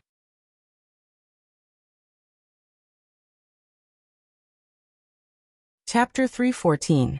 The newest chapter of this book is not finished yet. For more exciting content, please scan the QR code below to download the app. Novels are updated faster. Millions of novels are free to read. Novels with content that can't be found online can be found here. One of the masked assassins drew his sword, but when he got close to the carriage, he was hit in the shoulder by an arrow. The huge force behind the arrow sent him flying. He heavily hit a tree and fell to the ground in a sorry state. His head became dizzy and he lost consciousness. The carriage driver had been hit by an arrow and had already fallen. The horse was frightened and ran forward in a panic. This was a mountain road. If they kept running, they would fall off the cliff. "Protect the princess consort." The accompanying guards shouted loudly. However, they were blocked by a wave of assassins that fell from the sky. The two sides fiercely fought. "Sit tight." Gu Jiao let go of Imperial Consort Rue Wang and put her hand on the carriage's armrest. "Hold on tight." "Yes." Imperial Consort Rue Wang nervously nodded. Her heart was in her throat, but she didn't drop the ball at this critical moment and didn't cause trouble for Gu Jiao. She tightly held onto the armrest. Gu Jiao opened the curtain and walked out. She sat on the outer seat and held onto the reins with both hands. It wasn't that she didn't want to jump out of the carriage, but if she did, Imperial Consort Rue Wang's child might not be saved. So she could only think of a way to stop the carriage. They were getting closer and closer to the cliff. The horse rushed forward as if it had gone mad. Gu Jiao jumped onto one of the horses. Her legs clamped onto the horse's belly, and she tightened her grip. The horse raised its front hooves and stood up, trying to throw Gu Jiao off. However, Gu Jiao tightly held onto it, and the strength in her hands didn't decrease at all. In the end, the horse was subdued. After a few hisses, it stopped while panting. At this time, the carriage was swept out because of inertia. The wheels were knocked off by the rocks and half of the carriage was hanging over the cliff. Creak. The carriage rocked on the edge of the cliff. Ah! Rue Wang's beautiful face turned pale. She was sitting in the half of the carriage that was hanging outside the cliff. If she was not careful, she would fall down with the carriage and be smashed to pieces. Don't move, Gu Jiao said. Rue Wang was very nervous, but when she heard Gu Jiao's words, she tried her best not to tremble. Gu Jiao carefully walked towards Consort Rue Wang. She gently lifted the curtain and extended her hand towards the terrified Consort Rue Wang. Don't be afraid, give me your hand. Imperial concubine Rue Wang tremblingly reached out her hand, but as soon as she moved, the carriage shook violently. She was so scared that she withdrew her hand. Her eyes were filled with fear and tears. I don't dare. Gu Jiao comforted her. It's fine, I've stepped on the carriage. You can slowly walk over. Imperial concubine Rue Wang looked at Gu Jiao's foot. Seeing that she really had one foot on the floor of the carriage, she gritted her teeth and gathered her courage to slowly move towards Gu Jiao. Every time she moved, she could feel the carriage slide down a bit. I'm scared.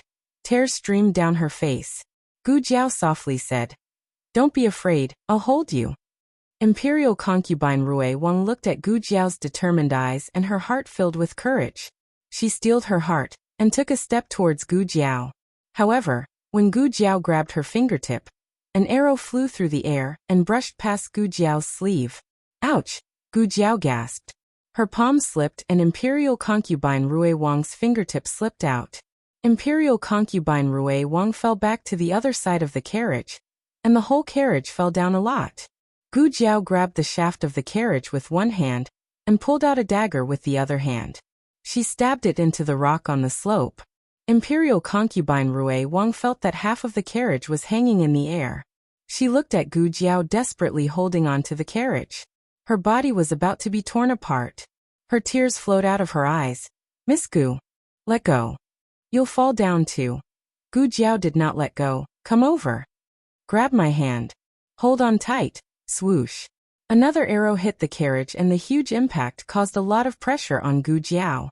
However, this was not the most dangerous thing. The most dangerous thing was that there were more and more arrows. Several arrows were shot beside Gu Jiao and she did not know which one would hit her. Miss Gu, there's no time. Hurry up. Swoosh. Another arrow flew over and cut off a strand of Gu Jiao's hair. Imperial concubine Rue Wang clenched her teeth with tears in her eyes. She used all her strength and courage and threw herself at Gu Jiao. She hugged Gu Jiao's arm. Almost at the same time, Gu Jiao let go of the carriage shaft and grabbed onto Imperial concubine Wang's wrist. Without Gu Jiao's pull, the carriage fell rapidly down the cliff. Imperial concubine Rue Wang screamed and closed her eyes. She did not fall down. She was caught by Gu Jiao. Just as Gu Jiao was about to pull her up, several masked assassins charged towards Gu Jiao. In the blink of an eye, a long sword appeared out of thin air and pierced one of the assassins' heart. The assassins sensed that something was wrong, but they did not meet the enemy. Instead, they continued to charge towards Gu Jiao. The owner of the long sword flew up and blocked in front of Gu Jiao. The two sides fought fiercely. Gu Jiao hurriedly pulled Imperial concubine Rue Wang up. Imperial concubine Rue Wang was already scared out of her wits. After she came up, her body went limp and she fell into Gu Jiao's arms. She looked at the person and called out Prince Ning. Then her vision turned black and she fainted. So it was Prince Ning. Gu Jiao held Imperial concubine Rue Wang and turned to look at the other party. At this time, 3 of the assassins had already been killed by Prince Ning. The last one saw that the situation was bad and fled. Ning Wang ordered, "Catch him. I want him alive." Not far away, the guards of Prince Ning's residence chased after the assassin. Prince Ning wiped the blood on his sword with a handkerchief and put the long sword back into its scabbard. He came to Gu Jiao and imperial concubine Rui Wang and asked, "Are you okay?" Gu Jiao raised her eyes to look at him. Prince Ning was dressed in an ink-blue brocade robe with a palace sash around his waist. His posture was tall and straight, and he was tall and strong.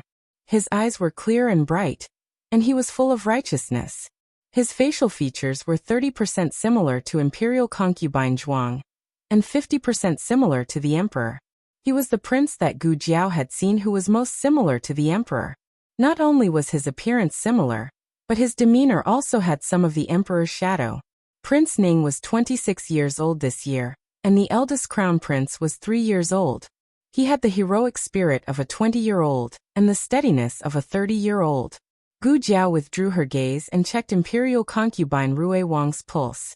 Imperial concubine Rui Wang's pulse was fine. She had only fainted because she was too anxious and frightened. Gu Jiao said, "It's okay. She'll be fine when she wakes up." Prince Ning breathed a sigh of relief. Prince Ning didn't ask about Gu Jiao's identity, but the look in his eyes was clearly not unfamiliar. He knew her. Gu Jiao looked at him strangely. She didn't remember them meeting before. Prince Ning smiled and said, "When there was an accident at the Ministry of Works, I went to the scene and saw Miss rescuing the injured." Gu Jiao made a no sound. That accident was too serious. She only paid attention to the injured people and didn't pay attention to the uninjured people. Prince Ning said, "Miss, you must have been frightened. Where are you and imperial concubine Rui Wang going? I'll have someone send you there." The guards of Rui Wang's residence had all been killed by the assassins, and the carriage was also gone. Gu Jiao said, "We just came from the nunnery and were planning to go back." Prince Ning paused and asked, "Did Miss accompany imperial concubine Rui Wang to visit imperial concubine Dowager?" Gu Jiao nodded. Prince Ning frowned and hurriedly ordered the guards, "You guys quickly go to the nunnery and see if imperial concubine Dowager is okay." "Yes." Several guards responded and hurried to the nunnery. Prince Ning said to Gu Jiao, "I'll have someone send you back." Gu Jiao suddenly stopped him. Why did Prince Ning appear here? Prince Ning was shocked by her sharp eyes. "Are you suspecting me?" Gu Jiao said seriously, "You appeared at the right time." Prince Ning smiled helplessly. "Miss, if I came a little later, you too would have died. If I wanted to harm you, I wouldn't have appeared. Besides..." He glanced at imperial concubine Rui Wang, who was unconscious in Gu Jiao's arms. She is third prince's wife. Everyone knew that Rui Wang was Prince Ning's woman. Was Prince Ning crazy to attack his wife? Prince Ning said, "Father was worried about imperial concubine Dowager, and asked me to go to the nunnery for him." This was the truth. He did go to the nunnery to visit imperial concubine Jing on the emperor's orders. Imperial concubine Jing was the emperor's adoptive mother. She would be worried and upset if news of the emperor's assassination spread. Not only did Rui Wang and her husband think of this, but the emperor also thought of imperial concubine Jing in the nunnery when he saw the sickly Empress Dowager. That was why he sent Prince Ning to go there for him. Gu Jiao made a sound of agreement. This matter was easy to confront, and Prince Ning shouldn't be lying. So the assassination had nothing to do with Prince Ning. Then who could it be? The other party seemed to have come for imperial concubine Rui Wang, but they couldn't rule out the possibility that they were here to kill her. Prince Ning gave the carriage to Gu Jiao and imperial concubine Rui Wang, then rode a horse to the nunnery. Gu Jiao escorted imperial concubine Rui Wang back to Rui Wang's residence. Before the two set off, Prince Ning sent a guard to the imperial palace to inform Rui Wang. Rui Wang was already waiting anxiously at the entrance of the residence. When he saw Gu Jiao carrying someone down, he strode forward and took imperial concubine Rui Wang from Gu Jiao's arms. He looked at imperial concubine Rui Wang, unable to hide the worry in his eyes. Is she all right?" Gu Jiao said. "It's nothing serious. She'll be fine after a nap." Imperial concubine Rui Wang had indeed fainted at first, but she woke up halfway and cried for a while. She was tired from crying and fell asleep for real now. Rui Wang scolded angrily. Those people are too much. They dared to commit murder in front of the emperor. Miss, you were frightened. Rui Wang obviously thought that those assassins were after imperial concubine Rui Wang. After all, Gu Jiao was just a lowly female doctor. Who would want to make things difficult for her? Goodbye. Gu Jiao turned to leave. Miss Gu, please wait. Rui Wang called out to Gu Jiao. What's the matter? Gu Jiao looked at him. Rui Wang did not put on airs as a prince. This was related to his family background and his temperament. He looked at Gu Jiao sincerely. Thank you, Miss Gu. For a prince of a country to express his gratitude to a female doctor was already rare and commendable. You don't have to thank me for what happened today. Perhaps imperial concubine Rui Wang was implicated by her. Rui Wang smiled bitterly. Even if what happened today didn't happen, I would still have to thank Miss Gu. Qianqian's personality is too straightforward, and she offends people easily. She doesn't have many friends, and she is actually very lonely in the residence. Miss Gu is her most treasured friend. I hope that Miss Gu can visit the residence more often. Friend. These two words were very unfamiliar. Just like how she did not have any family, she also did not have any friends. Okay. Gu Jiao said. Rui Wang smiled happily. Prince Ning's carriage was going to send Gu Jiao back. Gu Jiao went to the medical hall. Her hand was injured. There were wood shavings and gravel stuck into her flesh. She had to remove them one by one. She had just gotten off the carriage when she bumped into Lu Yixing, who had come to the medical hall to buy medicine. Lu Yixing came to buy medicine for Anu. Anu was coughing. He saw Gu Jiao's stiff right hand and asked Gu Jiao, "What's wrong with your hand?" Gu Jiao said, "It's just a small injury. It's not a big deal." Lu Yixing said, "I just saw the imperial guards of the capital government move out. They said that there was an assassination attempt in the suburbs. It was Prince Ning who reported it." Gu Jiao did not look surprised at all. Lu Yixing looked at her deeply. "You knew? You were there too?" Gu Jiao responded. She did not say anything else and went back to the courtyard to apply medicine. Lu Yixing looked at her back as she left and frowned. At night, Yuan Tang quietly sneaked into Lu Yixing's courtyard and smiled at Lu Yixing, who was weaving a bamboo basket. "It's so late. Cousin, did you call me over because you miss me? Did you do it?" Lu Yixing went straight to the point. "What did I do?" Yuan Tang was confused. Lu Yixing looked at him without blinking. His eyes were sharp. "Don't play dumb." Yuan Tang frowned. "I really don't understand what cousin is talking about." Lu Yixing's eyes fell on his waist. "Where's the tassel on your jade pendant?" Yuan Tang coughed softly. "It's broken. I left it there." Lu Yixing said indifferently. "Did you do something bad and got picked up by someone?" "Who did something bad?" Wait. Yuan Tang realized something and widened his eyes. "That girl came to see you? Did she ask you about the tassel? I was wondering why she suddenly guessed it was me. Cousin, how could you betray me?" Lu Yixing didn't say that he didn't betray him. It was Gu Jiao who guessed it. Moreover, he didn't tell him in advance not to expose his tassel. He looked coldly at Yuan Tang. "If you don't want people to know, don't do it." Yuan Tang clutched his chest. "I'm hurt. My heart is hurt." Lu Yixing wasn't soft-hearted. "Just because she found out what you did, you want to kill her to silence her?" He didn't ask what Yuan Tang did, but it wasn't difficult to guess that it had something to do with the emperor's assassination a few days ago. Yuan Tang was completely confused. "What do you mean? Did something happen to that girl?" Lu Yixing said seriously. "I said don't play dumb in front of me." Yuan Tang felt wronged. "I didn't. In all honesty, she's someone you care about. How could I touch her?" Lu Yixing frowned, lowered his eyes, and continued weaving the basket in his hands. "She and I don't have the kind of relationship you think." Yuan Tang giggled. Okay. I'll do whatever you say." Lu Yixing looked at him again. "It really wasn't you?" Yuan Tang raised two fingers. "I swear to God it wasn't me. I won't hurt her." Lu Yixing said seriously. You better remember what you said today. Yuan Tang looked helplessly at the sky. Remember, this is my promise to you. But, cousin, when will you also care about me? Lu Yixing glanced at him. Do you lack people who care about you? Yuan Tang. I don't lack people. His mother doted on him the most in the harem, and only had him as her only son.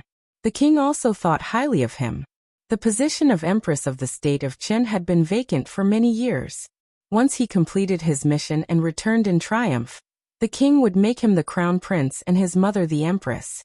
It could be said that he had everything a prince could have. But they're not my cousin. Yuan Tang sighed. Why can't my cousin treat me better? Gu Jiao quickly finished treating the injury on her hand. This small injury was not considered an injury to her. After returning home, she did what she needed to do as usual.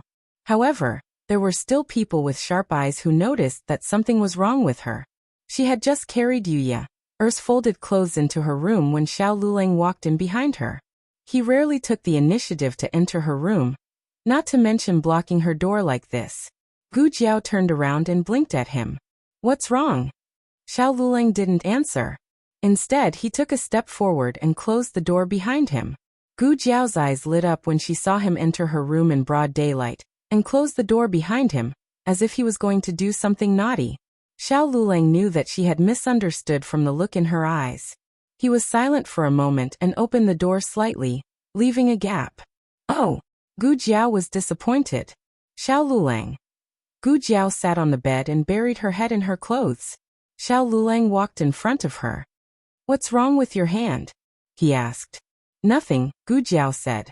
When she was fine, she would always moan for him to see and rub, but when something really happened, she would hide it from him. This time, Xiao Lulang wasn't easily dismissed by her. He forcefully grabbed her wrist with an aura that didn't allow her to refuse, as well as a warmth that only belonged to him in his palm. Gu Jiao's cold wrist was immediately scalded.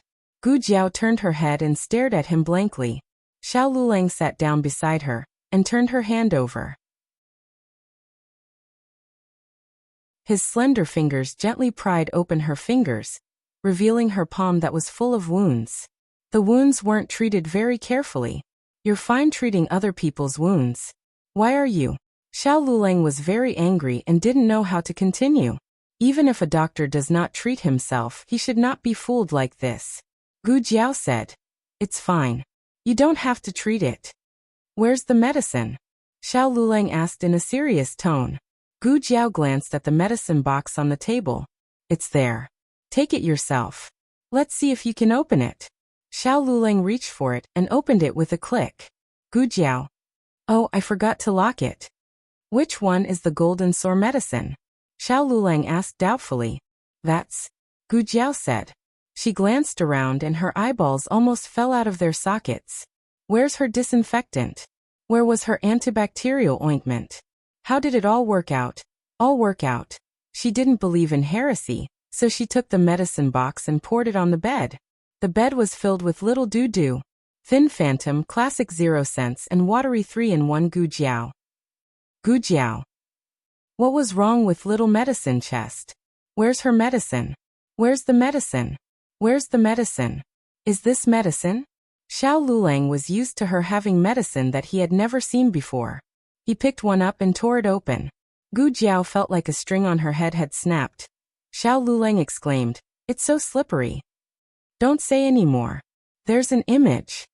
The latest chapter of this book isn't finished yet.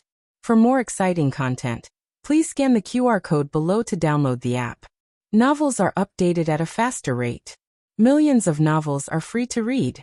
Novels with connotations that can't be found online are all available here. https://www.zhbqg.com/89642_8964226/111991759. HTML Genius memorized the website's address in 1 second. www.zhbqg.com Bikugo mobile reading website. zhbqg.com.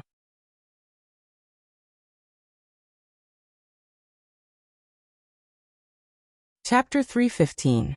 The latest chapter of this book is not finished yet. For more exciting content, please scan the QR code below to download the app. Novels are updated faster and more fully. Millions of novels are free to read. Novels with content that can't be found online are all available here.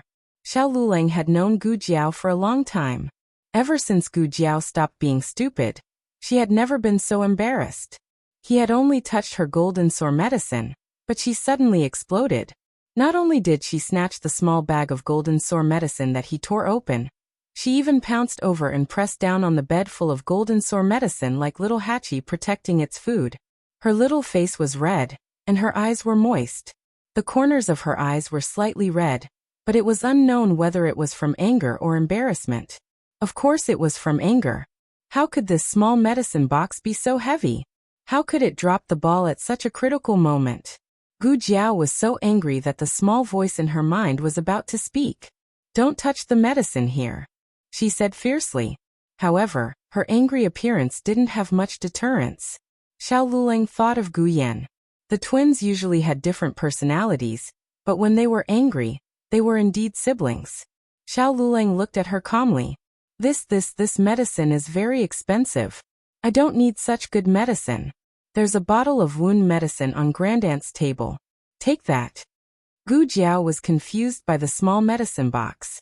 She had forgotten that Xiao Lulang wouldn't be able to recognize these things at all. On the contrary, her appearance made Xiao Lulang have a strange interest in this slippery little thing. Forget it, it was her medicine. He would listen to her how she wanted to use it. He couldn't steal it back to study it just because he was curious. When Xiao Lulang went to Grandaunt's room to get the wound medicine, Gu Jiao had already cleaned up the scene. The small medicine box seemed to have suffered a heavy blow that it shouldn't have. It was thrown on the table in disdain, and was as quiet as a chicken. Xiao Lulang applied the medicine on Gu Jiao. It didn't look like an ordinary scratch. He asked, "How did you get this?" In the past he would never ask about it, but now that he had casually asked about it, he was naturally stunned for a moment. Gu Jiao rolled her eyes and said without a change in her expression, "Just loosening up my muscles and bones. I don't fight." Xiao Lulang said indifferently, "You went to the nunnery to stretch your muscles and bones?" Gu Jiao looked at him in shock. As Xiao Lulang applied the medicine for her, he said unhurriedly, "You have good sandalwood on your body and purple moss on the soles of your feet. This kind of moss can only be found on the road from the temple to the nunnery." Gu Jiao. His persona had collapsed again. "Consort Rui Wang came to visit, and invited me to the nunnery for a visit. On the way back, I met a few rascals and taught them a lesson." Gu Jiao avoided the main point and talked about the trivial. Hearing that she had been invited to the nunnery by Consort Rui Wang, Xiao Lulang frowned. "Was it the nunnery near the Puji temple?" "Yes." Gu Jiao nodded. Xiao Lulang asked again, "You went to see Consort Jing Dowager?" "Yes." Gu Jiao nodded again. She didn't ask how he knew that Consort Jing Dowager lived in the nunnery. Xiao Lulang suddenly fell silent. Gu Jiao looked at him. Her injuries really were fine. Xiao Lulang finished applying the last wound and said to her, "Don't go to the nunnery for a visit in the future." "Why?" Gu Jiao didn't understand. Xiao Lulang thought for a moment and said, "It's better to have less contact with the imperial family." Gu Jiao, "Oh." On the other side, King Ming returned to the palace to report to the emperor after visiting Consort Jing Dowager. "Mother, are you all right?" the emperor asked worriedly. King Ming said, "Consort Jing Dowager was sad for a few days when she heard that you were attacked by an assassin. Today, third sister-in-law went to visit her, and said that you had recovered and returned to the palace. Consort Jing Dowager was relieved. She's fine now." The emperor let out a long breath. "I knew she would be worried. Third brother and his wife are very considerate." King Ming said, "Father, there's one more thing." The emperor looked at him. "What is it?" King Ming cupped his hands. "Third sister-in-law was attacked on her way back." The emperor frowned. "Was she hurt?" King Ming shook his head. "No, she was just a little frightened. Third sister-in-law and the baby in her belly are both fine. Third brother's wife is blessed." The emperor couldn't help but sigh when he thought of Consort Ning. who had just had a miscarriage.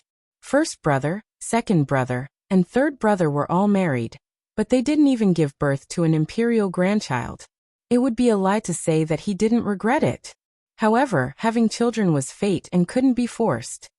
Did you catch the assassin? The emperor asked in a low voice. King Ning said with shame. It wasn't easy to catch one alive, but he took poison and killed himself before we could interrogate him. The emperor thought for a moment. Go investigate the hostage of Chen's state. King Ning said thoughtfully. Father, you suspect him? He's still in the limelight for assassinating you. He wouldn't do it again so soon, would he? The emperor said. He has a criminal record. He's very suspicious. Besides, we didn't get any concrete evidence last time. We only killed one of his aides. If it's really him this time, we can't let him get away with it no matter what. King Ning hesitated for a moment before cupping his hands. Yes, I'll go investigate right away. After King Ning left the imperial study, the emperor summoned Eunuch Wei. Eunuch Wei's left arm and neck were still in bandages, but he couldn't stay idle and came to work early in the morning. He bowed and said, Your Majesty, I remember that there's 1,000-year-old ginseng in the storehouse. Send it to concubine Jing to nourish her body. Eunuch Wei hesitated. Your Majesty, the Empress Dowager is also sick. Do you think? The emperor interrupted him coldly. Do you think what? Send the ginseng to her? Half of Zhao State is hers. Her Renshou palace won't lack ginseng. Eunuch Wei sighed and said, Yes, I'll go get it. I'll send it to concubine Jing tonight. The emperor added, Also call Eunuch He here. Recently, I've been in trouble one after another. I'm worried that the other party won't give up, and will plot against my mother. I'm going to send some secret guards to my mother. Sigh. If you were half as attentive to the Empress Dowager as you are to concubine Jing, your relationship with her wouldn't be like it is now. Eunuch Wei had a deep prejudice against Empress Dowager Zhuang in his early years. But in the past few days when he was recuperating in Bishui Alley, he saw how Empress Dowager Zhuang interacted with the little miracle doctor's family, how she interacted with the neighbors, and even how she took care of the emperor that night. He felt that Empress Dowager Zhuang might not be as they thought. Of course, this didn't mean that Empress Dowager Zhuang was a good person, but at least she wasn't that vicious. There was an irreconcilable conflict between the emperor and Empress Dowager Zhuang. As long as Empress Dowager Zhuang didn't give up on interfering with the court, the emperor and her couldn't be reconciled. Eunuch Wei didn't think that the emperor had to reconcile with her to be satisfied, but could the emperor find another way to deal with her? Empress Dowager Zhuang was clearly amenable to coaxing but not coercion. Your Majesty, what's wrong with coaxing her? Lower her vigilance, numb her emotions, coax her until she's dizzy, and then close the net in one fell swoop. Isn't that great? As a loyal servant, Eunuch Wei felt that he needed to share his master's worries. He went to the warehouse to find the 1,000-year-old ginseng, and sent it to old concubine Jing. Then he found a box of valuable snow lotuses that weren't 1,000-year-old ginseng, and sent them to Empress Dowager Zhuang, saying that it was a gift from the emperor to Empress Dowager Zhuang. Gu Jiao was tired during the day, so she slept soundly at night. Xiao Luleng wasn't so lucky. He had been busy all day, but for some reason he felt very hot inside. Now that life at home wasn't so bad, the original cloth curtain was replaced with a gauze curtain, which was actually very breathable. The children in Little Jing Kong, who were so afraid of heat, all fell asleep. Xiao Luleng tossed and turned in bed, and didn't fall asleep until the latter half of the night. However, he didn't sleep for long before he had an indescribable dream. Everything in the dream was so real that it almost killed him. But he hadn't really experienced it, so he didn't know how to do it and didn't know how to do it, so he woke up in a daze. After waking up, Xiao Luleng secretly scolded himself for being a beast. How could he do that to her in the dream? Xiao Luleng got up and copied the Buddhist scriptures. He didn't lie back on the bed until he was completely calm. But it was destined to be a night of many dreams. He had another dream, but it wasn't about Gu Jiao, but about himself when he was young. In the dream, he was about the same age as Little Jing Kong. He was a little bean, walking on a small path paved with stones and entering a courtyard full of beauties. He was too young at that time, so he didn't know many people in the palace. A kind voice sounded above his head. "Do you want to eat it? It's very delicious chestnut cake." He took a piece of chestnut cake, and after eating half of it, his eyes went black and he collapsed. Xiao Lulang woke up with a start. This was the memory of being poisoned by Empress Dowager Zhuang when he was 4 years old. This memory had long been blurred, but subconsciously, he would reject things made of chestnuts. Maybe it was the first dream that stimulated his mind, and it actually made him recall the dusty memory of his childhood. He didn't dream of that person's face, but he saw the person's hand clearly. It was a left hand, and there was a mole on the left wrist. There was no mole on his great-aunt's wrist. The person who poisoned him that year was not Empress Dowager Zhuang. Digression. There will be more chapters. Is there a monthly ticket? The latest chapter of this book is not finished yet. For more exciting content, please scan the QR code below to download the app. Novels are updated faster. Millions of novels are free to read. Novels with connotations that can't be found on the internet are all available here.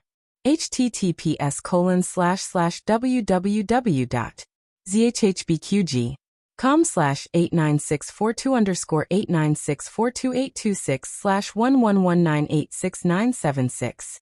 HTML Genius remembered the website address in 1 second. www.zhhbqg.com Bikugo mobile reading website. zhhbqg.com.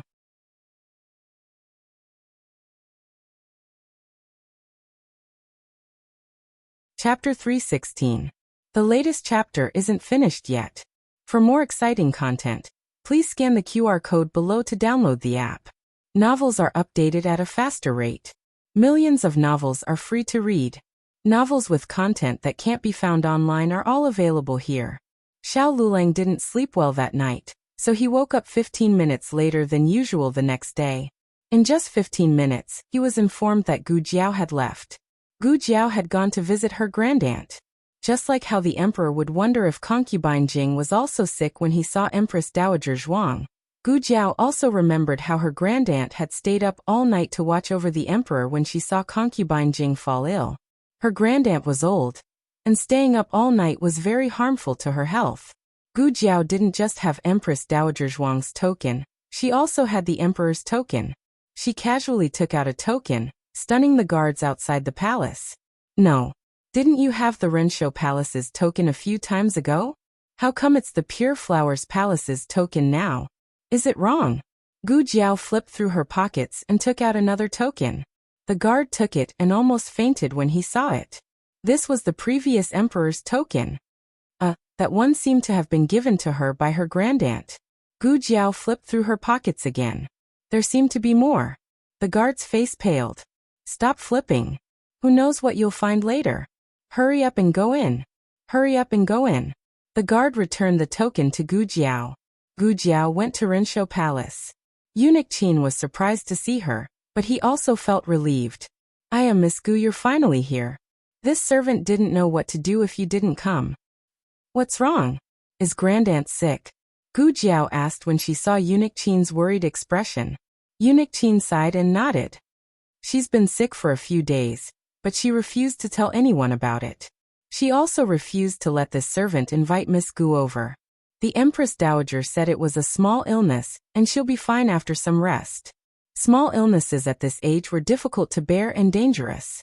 Gu Jiao hurried to her great-aunt's bedchamber. Empress Dowager Zhuang just caught a cold from overworking.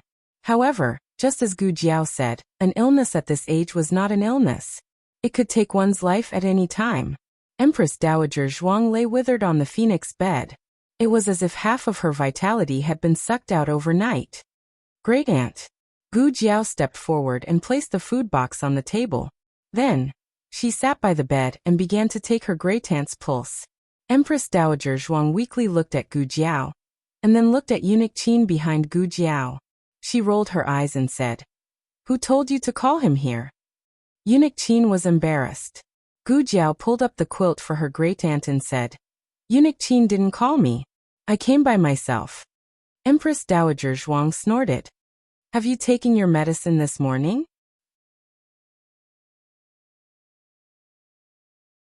Gu Jiao asked. Eunuch Qin said, Not yet. The imperial physician instructed me to drink it after the meal, but the Empress Dowager Zhuang looked coldly at Eunuch Qin. Do you think your life is too long?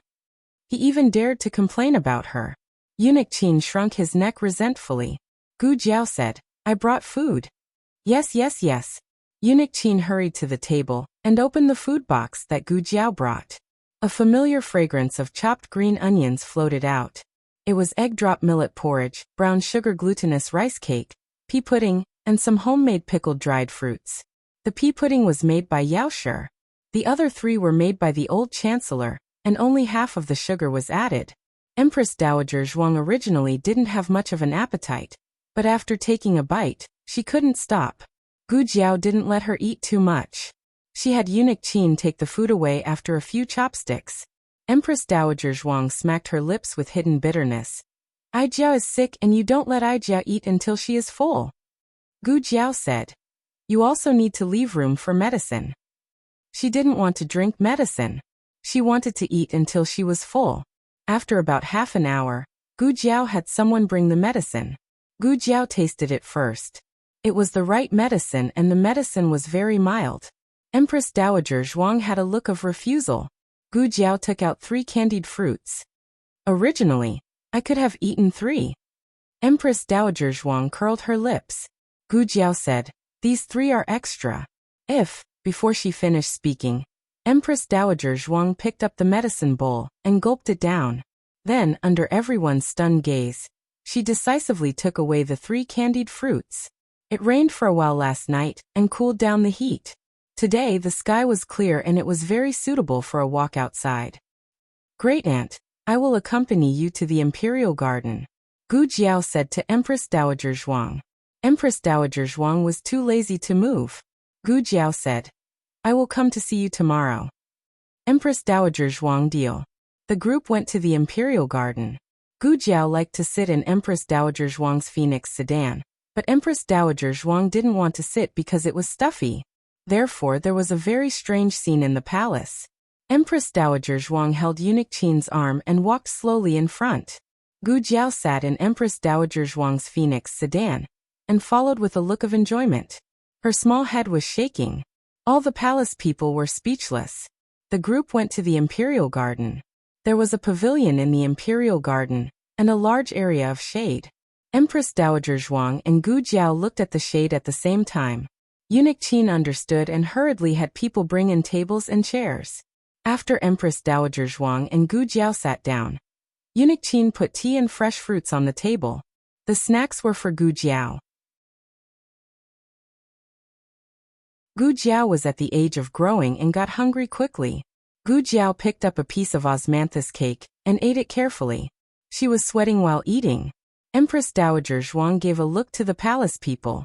The palace people hurriedly took a fan behind Gu Jiao and gently fanned her. The breeze was gentle and the garden was full of fragrance. It was the same scenery, but because there was a different person, Empress Dowager Zhuang also had a different state of mind. Eunuch Qin looked at Gu Jiao who was eating snacks and then looked at Empress Dowager Zhuang who was quietly drinking tea. What did Empress Dowager Zhuang need? In fact, she just needed companionship. Miss Gu didn't need to do anything. She just needed to accompany Empress Dowager Zhuang, and Empress Dowager Zhuang would be very happy. It was also at this moment that Empress Dowager Zhuang didn't hate the palace. However, peaceful moments were always short. Empress Dowager Zhuang didn't enjoy the leisure for long before she was disturbed by an uninvited guest. I thought it was Mother from afar. When I came over, it was really her. Yes, the uninvited guest was the Emperor. Empress Dowager Zhuang's face instantly darkened. The Emperor strode over and bowed to Empress Dowager Zhuang. Son pays respect to Mother. And you bastard. Empress Dowager Zhuang rolled her eyes. She didn't want to have a good moment with Jiao Jiao to be interrupted by this annoying guy. The Emperor was not alone. Prince Ning was with him. Prince Ning also bowed to Empress Dowager Zhuang. Imperial Grandmother. Empress Dowager Zhuang finally showed a good face to Prince Ning. Yes. She responded. Eunuch Qin and others bowed to the two of them. Your Majesty. Greetings, Your Highness. Prince Ning looked at Gu Jiao next to Empress Dowager Zhuang. Gu Jiao was eating half of the snacks and there was still foam at the corner of her mouth. She raised her head slightly and nodded to greet the Emperor and Prince Ning. Your Majesty, Prince Ning. Her expression was cold, but the foam at the corner of her mouth was too eye-catching. She looked like a little adult. Prince Ning wanted to laugh. The Emperor didn't mind that Gu Jiao didn't kneel to greet the Emperor and Prince Ning. Prince Ning naturally didn't mind. Eat your food, Empress Dowager Zhuang said to Gu Jiao. Oh. Gu Jiao continued to eat. Empress Dowager Zhuang and the Emperor didn't expect that Gu Jiao could accurately call out Prince Ning's name. They only thought that she knew Prince Ning's identity because she heard the palace people greet him. The Emperor automatically ignored the disdain on Empress Dowager Zhuang's face. He walked over and sat down on the other side of Gu Jiao, facing Empress Dowager Zhuang. Empress Dowager Zhuang didn't even give him a look. The Emperor looked at the snacks on the plate and said, What's so good about osmanthus cakes? Are the cooks of Renshou Palace so negligent? If Imperial Mother lacks cooks, I can send a few over to Imperial Mother. Then, without waiting for Empress Dowager Zhuang to refute, he said to Gu Jiao, I have a new cook from Jiangnan. His lotus cakes are delicious, better than this. He acted like a human trafficker who wanted to kidnap a child. Empress Dowager Zhuang said angrily, Jiao Jiao doesn't like lotus cakes. When Prince Ning heard this, he looked at Gu Jiao in astonishment. The Emperor continued to guide Gu Jiao patiently. Then there are other crisps. The desserts made by that chef are very delicious. See what Jinkong and the others like to eat and bring some back for them. These words directly hit Gu Jiao's heart. Gu Jiao didn't have much obsession with food, but her younger brothers were all foodies. Empress Dowager Zhuang felt a sense of crisis and used her unique skill. Jiao Jiao is sick. Jiao Jiao wants to treat Ai Jiao's illness. The Emperor said, What a coincidence. I am injured. The little magic doctor came just in time. By the way, Eunuch Wei, I don't know how his arm is. Eunuch Wei, my arm is very good. The Emperor glared at him like a knife. Eunuch Wei said with a strong desire to live. Ouch, it hurts. It hurts so much. Gu Jiao, Prince Ning, Empress Dowager Zhuang. The Emperor and Empress Dowager Zhuang's murderous aura filled the entire imperial garden. It was as if they were going to draw their swords in the next second. Gu Jiao looked at her grandaunt and then at the Emperor. How about a rock-paper-scissors game? Ha! Everyone laughed. Girl, you are still too naive. Do you know who these two are? One is the Emperor of Zhao country, and the other is the uncrowned overlord. Would they play rock-paper-scissors with you? Ha ha. The next second, everyone was slapped in the face. The two top bosses of Zhao country actually rolled up their sleeves and played rock-paper-scissors in the imperial garden. The result was obvious. Empress Dowager Zhuang won for sure. The Emperor gritted his teeth. 3-3, 2 out of 3 wins. The Emperor gritted his teeth again. 5-5, 3 out of 5 wins. Empress Dowager Zhuang looked at him as if he was an idiot. Ai Jia has already won against you 3 times in a row. The Emperor, who had 10,000 arrows in his heart. Jade Water Alley's #1 gambling god, was not casually called. Empress Dowager Zhuang had never lost in rock-paper-scissors games. Humph.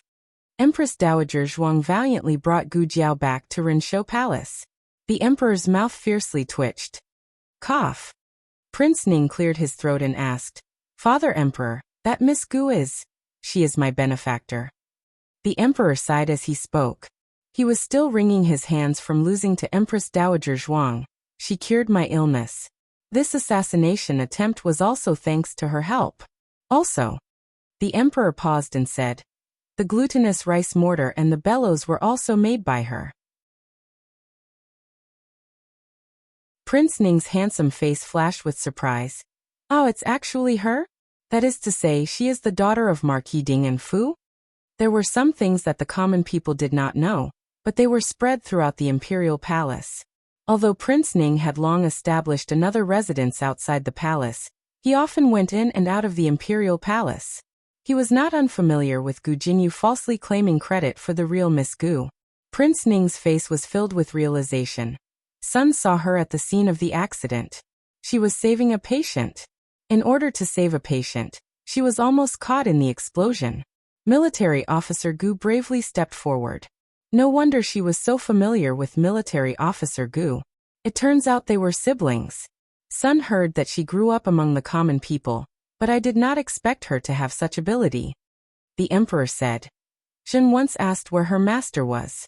Zhen originally wanted to ask her master to leave the mountain, but her master had already passed away. Prince Ning regretfully sighed. That's right. What about the matter I asked you to investigate? The Emperor asked.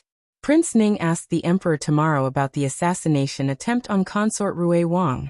He had entered the palace today to report the results to Father Emperor. He said, Sun has investigated. It was not a hostage from the country of Chun. It wasn't him. The Emperor was skeptical. Prince Ning nodded. The hostage from the country of Chun just lost a great general. He wouldn't dare to stir up trouble again in such a short time. He and his subordinates have been very well behaved in the palace these days. The Emperor's gaze turned cold. If it wasn't a hostage from the country of Chun, then there is only one possibility. Prince Ning looked at him. Father, are you suspecting? The Emperor said coldly. Is there a need to suspect? It's obvious that it was her. Zhen understands that she is your grandmother and your great-aunt. You are more or less on her side, but other than her, no one else could have done this. Prince Ning was caught between the Emperor and Empress Dowager Zhuang, so he was in a difficult position. Of all the princes in the palace, only he was in such an awkward position. Rui Wang is on good terms with Sun, and grandmother dotes on him. Rui Wang was part of Prince Ning's line. Empress Dowager Zhuang had no reason to deal with the couple. The Emperor snorted coldly. Have you forgotten how close old Third and his wife were to old concubine Jing? She was jealous of old concubine Jing. She could not bear to see anyone treat old concubine Jing well. Prince Ning, however, shook his head. Grandmother would not do such a thing. The Emperor faintly said. Have you forgotten how she poisoned Aheng that year? If the palace had not discovered it early, Aheng would have already died. The Emperor had never said a single bad word about Empress Dowager Zhuang in front of the Crown Prince. On the contrary, he did not have any qualms in front of Prince Ning. How could Prince Ning not understand that this was a form of respect, and also a form of probing? The Emperor was probing his feelings, as well as his filial piety and sincerity. Prince Ning persisted, saying, It was not grandmother. Sun is certain. The Emperor was unhappy. How can you be certain? Prince Ning cupped his hands, because when third sister was attacked by an assassin, the daughter of Marquis Ding An's manor was also present. She nearly died to the assassin's arrow. Grandmother dotes on her, and would not allow anyone to harm her. The Emperor frowned and looked at Prince Ning. Why did you not say this yesterday? Prince Ning said with shame. Sun did not know of her relationship with grandmother and Father Emperor. I thought that she was just a normal female doctor, and was not worth mentioning. No matter how deep the Emperor's prejudice against Empress Dowager Zhuang was, he had to admit that Empress Dowager Zhuang truly doted on the young divine doctor. She would not choose to assassinate the young divine doctor while he was present. But if it was not the hostage of Qin country, nor was it Empress Dowager Zhuang, who else could it be? Who would target imperial concubine Rui Wang? Thinking of something, Prince Ning said, Father Emperor, since the young divine doctor's identity is so special, could it be that the assassin yesterday was not targeting third sister, and was instead targeting her? Targeting the young divine doctor? The Emperor's expression immediately became cold. It was so cold that it was a little frightening. It was even more frightening than when Prince Ning had told him that imperial concubine Rui Wang had been attacked. Prince Ning was secretly shocked. Was the daughter of Marquis Ding An's manor that important to Father Emperor? More important than his own daughter-in-law and the unborn imperial grandson? Gu Jiao ate lunch at Renshou Palace before leaving. Right before leaving, Gu Jiao asked Empress Dowager Zhuang, Grandaunt, have you heard of Xianle residence? Empress Dowager Zhuang frowned and thought for a while. I can't remember. Empress Dowager Zhuang's memories had been restored, but only the majority had been restored. There were still some memories that were missing.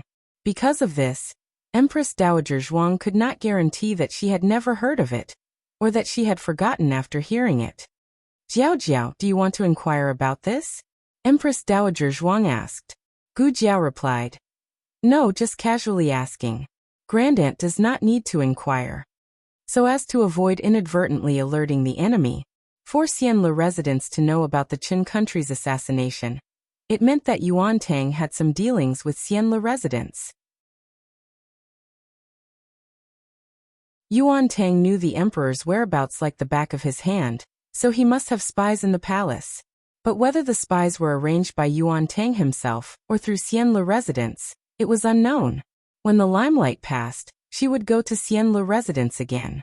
Gu Jiao returned to the medical hall. Lu Yixing was also there. He waited for a long time. Xiao Sanzi whispered. He made a special trip to wait for you. I know. Gu Jiao nodded and called Lu Yixing into the examination room. Lu Yixing said, I'm not here to ask for medical advice. I'm here to tell you that yesterday's assassination has nothing to do with Yuan Tang. Okay. Gu Jiao nodded. Lu Yixing was stunned. If you don't ask me, how do I know it has nothing to do with him? Evidence? Proof? Gu Jiao said. You said it has nothing to do with him. I believe you. That was all. There was no need for evidence, and no need to explain other reasons. Lu Yixing suddenly choked. I believe you. Ever since the destruction of the Lu family, he had never heard these words again. Why? Why did she believe him? Why did she never doubt him? Gu Jiao did not speak. He got up and left. But when he had already walked out, he paused. You be careful. Gu Jiao watched his departing figure, and thought of the dream she had when she returned to the Marquis's mansion. Why did I believe you? Because I only gave you a bowl of water, but you collected my corpse and buried my bones. Digression. Lu Yixing's dream. Chapter 178 Cheating. The latest chapter of this book is not finished yet. For more exciting content, please scan the QR code below to download the app. Novels are updated at a faster rate. Millions of novels are free to read. Novels with connotations that you can't find online are all available here. https://www.zhhbqg.com/89642_8964226/111962433. HTML Genius memorized the website's address in 1 second. www.zhhbqg.com Bikugo mobile reading website. zhhbqg.com.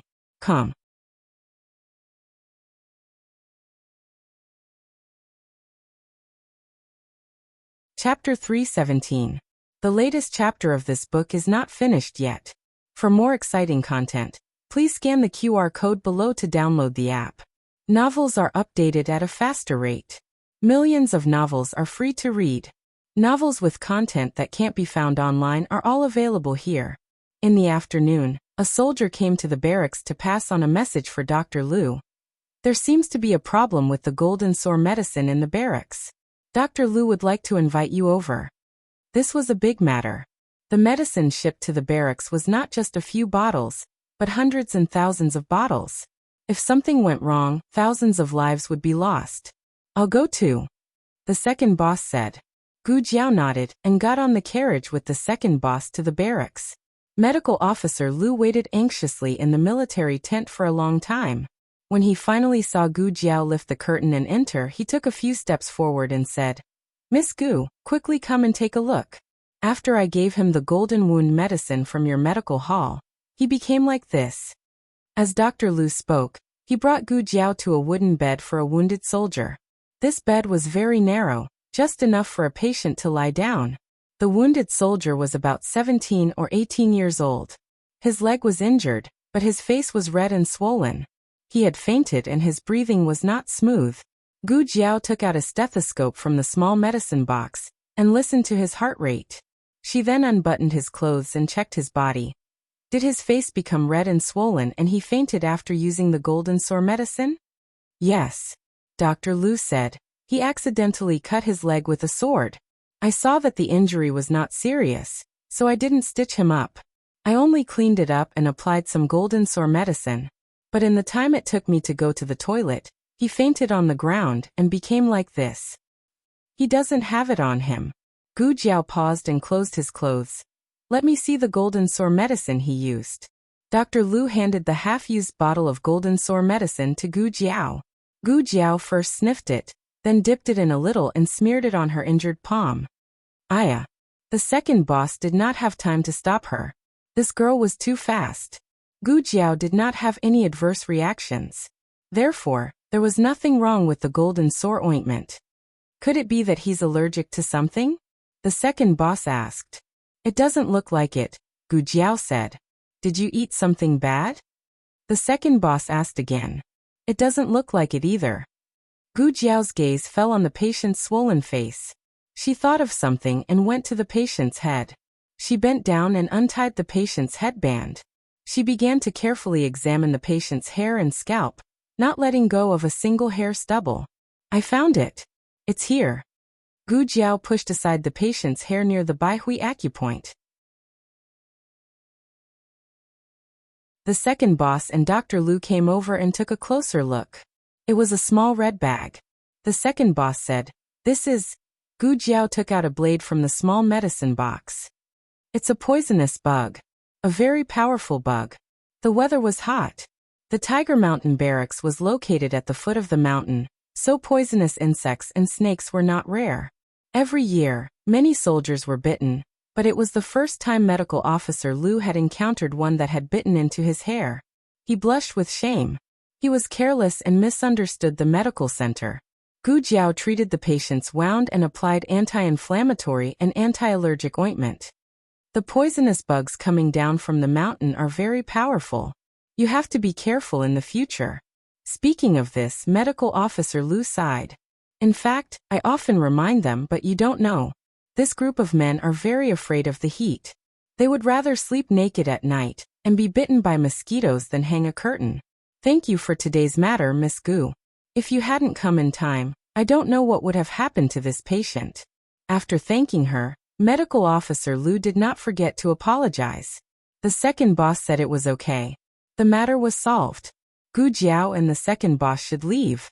I'm going to the outhouse. You get on the carriage first. The second boss said to Gu Jiao. Okay. Gu Jiao walked out of Medical Officer Lu's tent and walked out of the barracks. When she passed by an open tent, as if it was attracted, her eyes could not help but look at the tent. With just a glance, her footsteps stopped. It was actually a small armory. There were all kinds of cold weapons inside.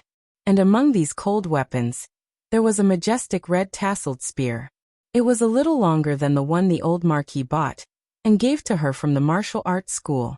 The material was a little heavier, but the spearhead was really beautiful, with a sharp cold light.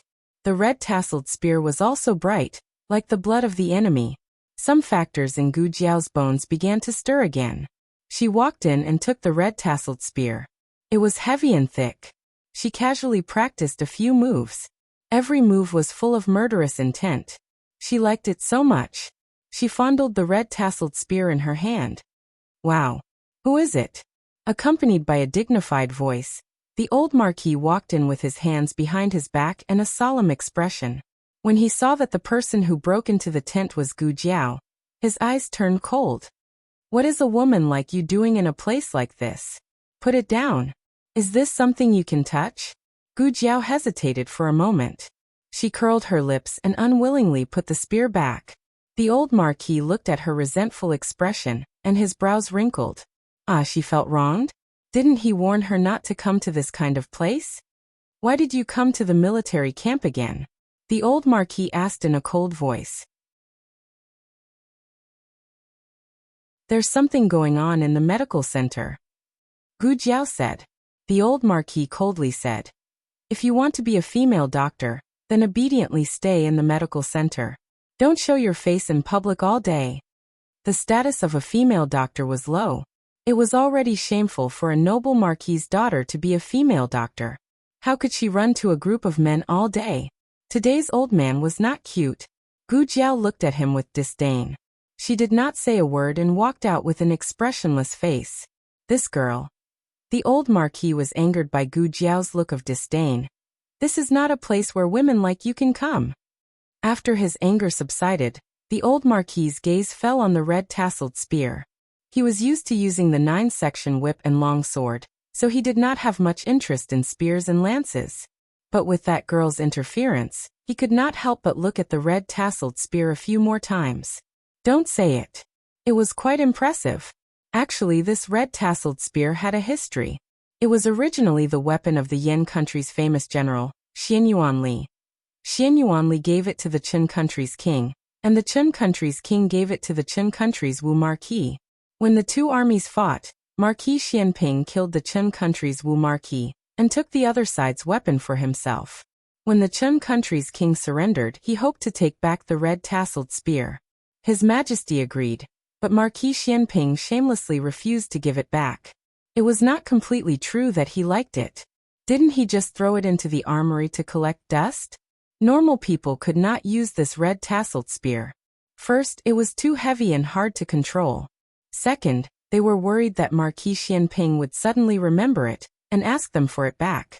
He was really capable of doing such a thing. The old marquis held the red tasseled spear in his hand and played with it a few times. Suddenly, he thought of his sworn little brother. He inexplicably felt that his little brother Gu would like this red tasseled spear. What was going on? However, little brother Gu was too young. He did not know if he would be able to control this kind of Yan country's heavenly weapon that had been used with a blood blade and had a strong murderous aura. Coming out of the military camp, the second master said, I won't be going back to the medical center in a while.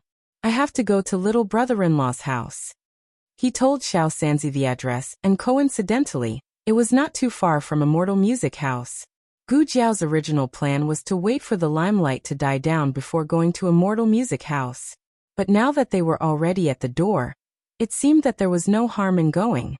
After the second master got off the carriage, Gu Jiao took out the men's clothing that was prepared in the carriage and changed into it. She also put on the mask. Okay, just stop here. Gu Jiao said to Xiao Sanzi, I will walk there myself. Okay. Xiao Sanzi agreed. Gu Jiao got off the carriage, crossed a street, and arrived at the entrance of Immortal Music House. But Immortal Music House was closed. Gu Jiao was puzzled. She stopped a young man who was selling oranges on the side of the road and asked, Why is Immortal Music House closed? The young man said, I heard that today is Immortal Music House's courtesan's birthday. Immortal Music House closed the door for a day and rented the largest pleasure boat on the lake to celebrate her birthday. If you want to see them, go to Li Lake. I don't know if the boat has left yet. Many thanks. Gu Jiao thanked him. It was good that they did not close the business and run away. She would not go to the pleasure boat. She would come back another day. Gu Jiao turned around and walked back. She was used to walking on the right side of the road. The left side that she came from was now her right side. When she walked halfway, she saw an old beggar lying on the side of the road. The old beggar had fallen asleep, and his face was covered with a tattered straw hat. In front of him was a chessboard. The chessboard was very old. It was drawn on a wooden board, and the chess pieces were made of stone. They were randomly smeared with ink to make them black chess pieces. On the edge of the chessboard, there was a rag with a stone. On the rag, there was a line of crooked words. One game, one tail. The implication was that one had to pay one tael to play a game of chess with him. The people passing by all laughed at this beggar for being crazy. He was offering one tael to see if anyone was willing to play with him. There was also a line of crooked words. One loss, 10 taels. In other words, whoever won against him would be able to take 10 taels of silver from him. Everyone wanted to laugh even more. Did a stinky beggar know how to play chess? Still boasting shamelessly, one loss, 10 taels. Who did he think he was? The chess saint of the 6 countries? Besides, with his poor appearance, they were afraid that he did not even have 10 copper coins on him. This was a madman. Gu Jiao looked at the chessboard, took a black chess piece from the chess box, and placed it down. Then she left. The old beggar slept until the sun was setting in the west before he woke up. Today was another day that he did not open for business. The old beggar yawned. Just as he was about to pack up his things and go back, He saw that the chessboard he had placed outside had been touched. He thought that it was another child who was bored. But when he took a closer look, he was dumbfounded. His chessboard had been broken by someone. The latest chapter of this book is not finished yet. For more exciting content, please scan the QR code below to download the app. Novels are updated faster. Millions of novels are free to read. Novels with connotations that could not be found online are all available here. https://www.zhhbqg.com/89642_8964286/111959782. HTML Genius memorized the website address in 1 second. www.zhhbqg.com Bikugo mobile reading website. zhhbqg.com.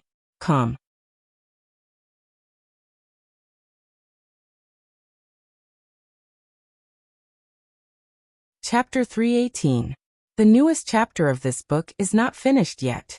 For more exciting content, please scan the QR code below to download the app. Novels are updated even faster. Millions of novels are free to read.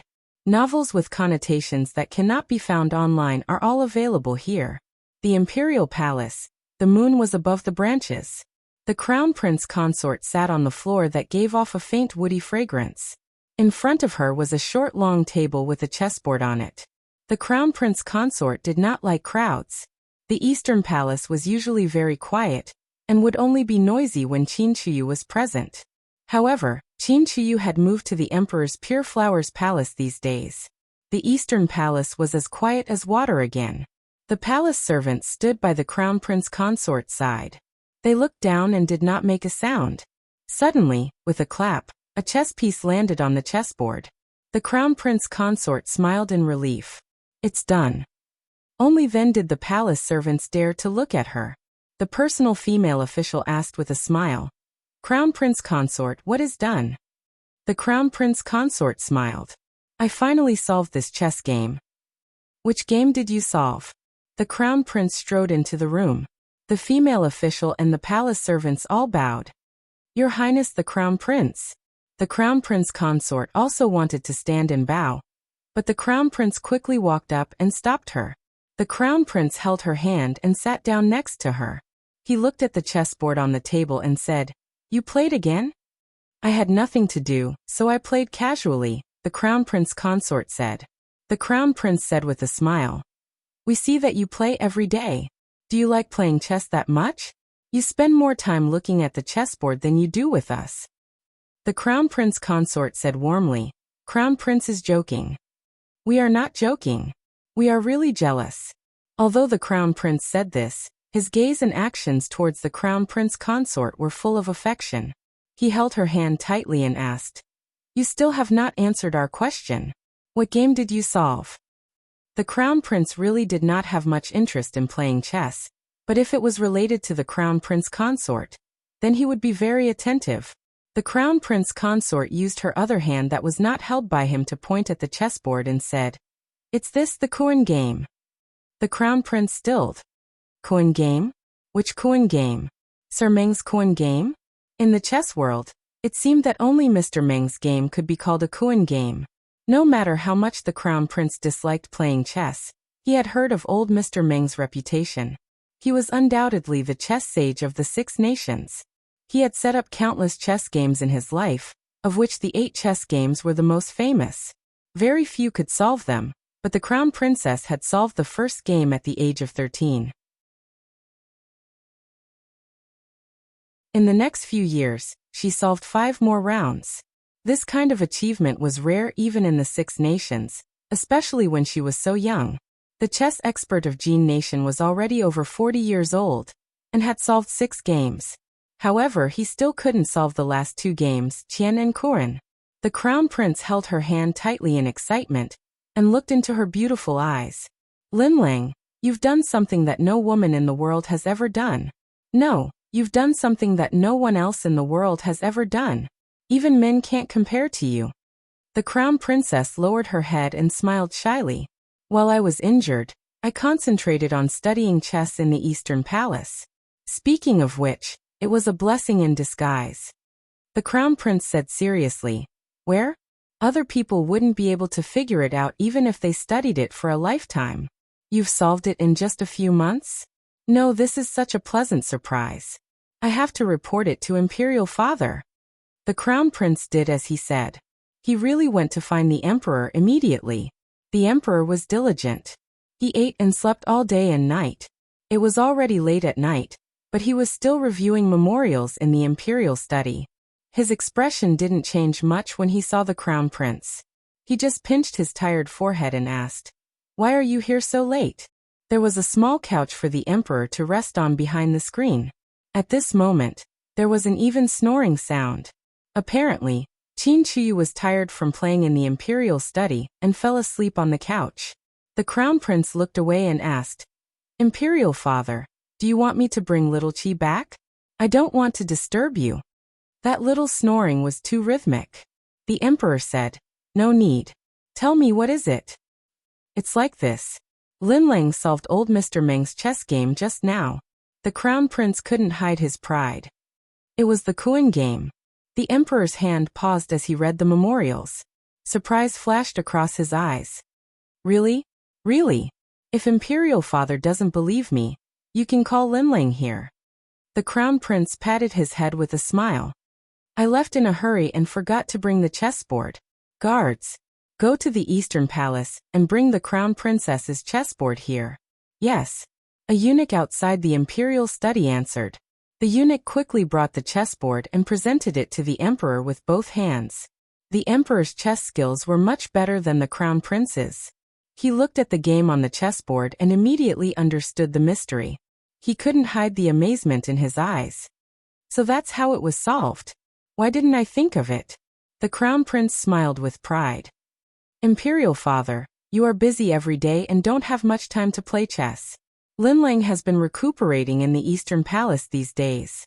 When she has time, she carefully studied chess."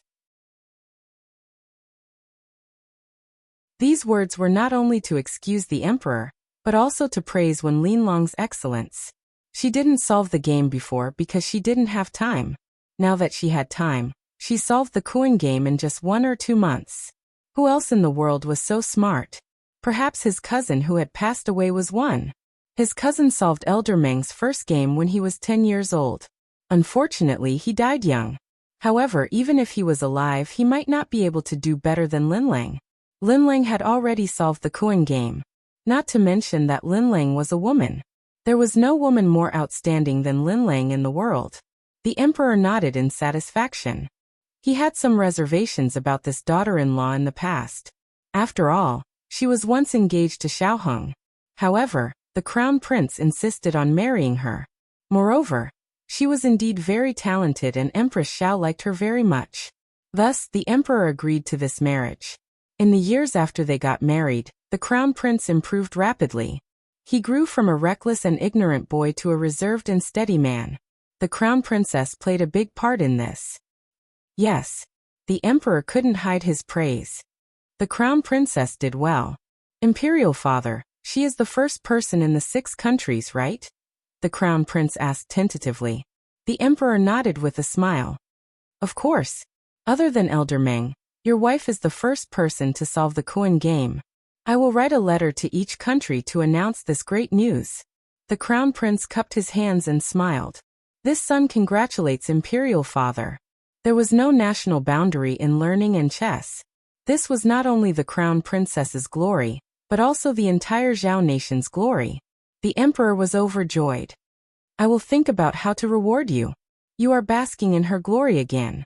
The Crown Prince straightened his back and said, "This son has good taste and found a wife who brings good fortune to my husband." The Emperor laughed. It was obvious that he was in a good mood. The memorial he received just now was related to the Eastern Palace, urging the Crown Prince to take in more concubines and expand the imperial family's bloodline. However, the Crown Princess suddenly made him proud, so the Emperor temporarily suppressed this memorial. The next day, after Gu Jiao sent little Jing Kong to the directorate, she went directly to the medical center. When she passed by the female school, she heard about the Crown Princess solving the chess game. "Did you hear?" The Crown Princess solved Elder Meng's game? Didn't the Crown Princess solve it long ago? Not the 6th game, but the 7th game of the coin game. She even solved the coin game? Didn't they say that no one can solve the 2 games of heaven and earth? That's why the Crown Princess isn't human at all. She's an immortal. Of course, there were also those who were still brooding over the Crown Princess's broken bridge accident on the first day of the new year. Why are you so happy that she solved it? It's as if you solved the chess game. Moreover, how do you know if she really solved it or not? How can this kind of thing be faked? Just wait and see. It will be posted on the imperial list soon. Gu Jiao's expression was indifferent as she walked past the girls who were quarreling. She had no feelings for the Crown Princess and had no interest in her glory and achievements.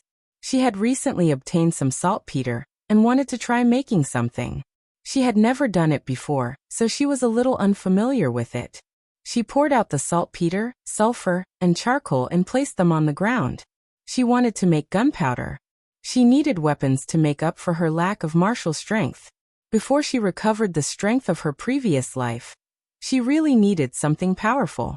If she had gunpowder last time when the assassination happened on the cliff, she wouldn't have been forced to almost fall off the cliff.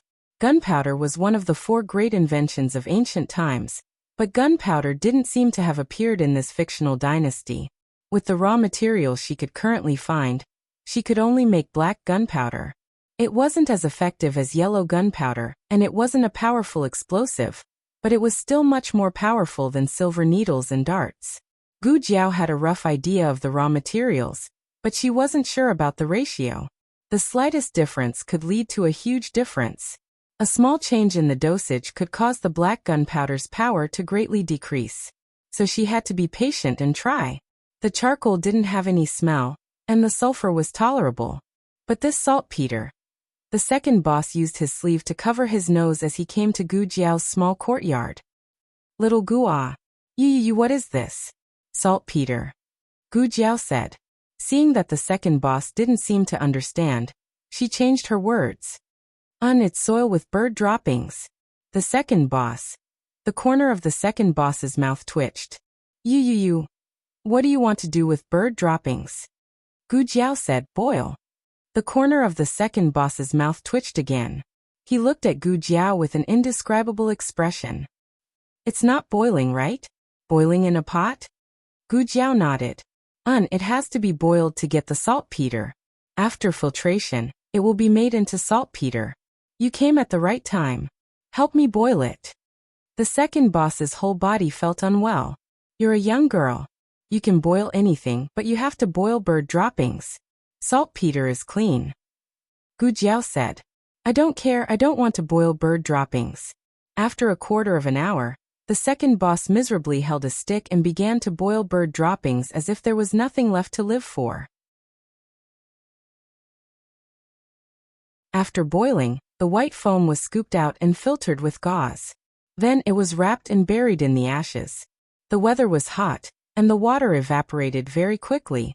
In the afternoon, a few heavy bags of saltpeter were ready. The saltpeter made by Gu Jiao was sparkling and translucent, with a faint white color.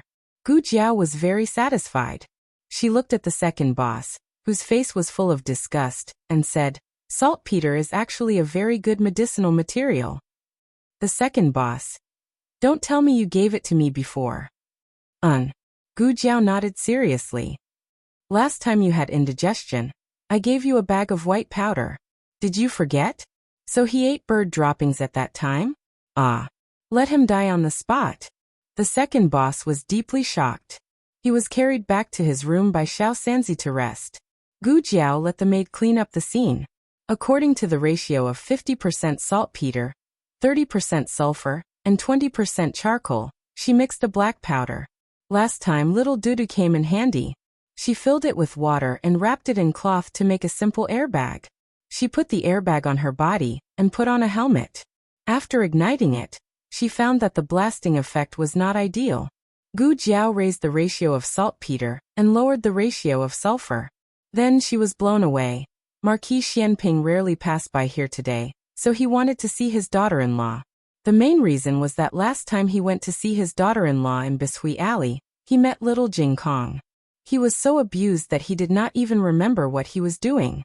Today he was smart. He did not go to Bishui Alley, but went directly to the medical center. This way, he would not let the little monk disturb him. He walked through the hall and came to Gu Jiao's courtyard. But what did he see? On a lush branch, Gu Jiao was tied up by a pile of cloth strips. She was wrapped like a small silkworm cocoon. She was hanging on a branch, making creaking sounds. Only her small head was exposed, and her expression was cold. Marquis Xianping could not help but laugh. Some people did not change their nature. They were obviously here to win people over, and they even thought of their lines on the way here. But when they saw Gu Jiao's miserable and cold appearance, they wanted to bully her again. Marquis Xianping raised his head and smiled. "Little girl, do you want to come down? Call me father, and I'll put you down." Gu Jiao ignored him. She turned around and turned the back of her head to him. But she used too much strength and turned too big, so she turned back to her original position. Marquis Xianping looked at that cold little face and laughed until his body was shaking. If someone else laughed like this, they would have been greasy enough to make people want to beat them up. But Marquis Xianping was born handsome, and his smile was still pleasing to the eye. Gu Jiao looked at his handsome face and hesitated for a moment. Her expression softened slightly, and she asked coldly, "What do you want me to call you?" Marquis Xianping raised his eyebrows. "Father." Gu Jiao nodded. "Yes, Marquis Xianping." The latest chapter of this book is not finished yet. For more exciting content, please scan the QR code below to download the app. The novel will be updated at a faster rate. Millions of novels can be read for free. There are all kinds of novels that you can't find online. https://www.zhbqg.com/89642_8964286/111935035. HTML Genius memorized the website's address in 1 second. www.zhbqg.com Bikugo mobile reading website. zhbqg.com.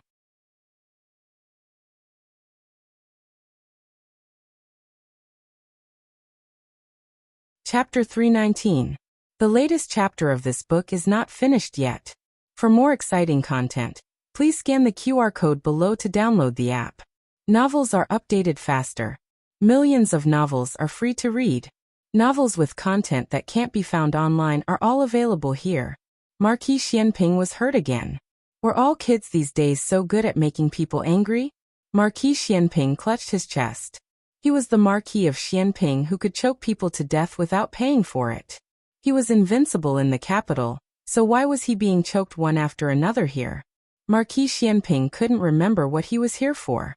He asked Chang Jing to put him down and left with a sad expression. It was time to end the shift in Hanlin Academy. Attendant Yang had recently asked for leave.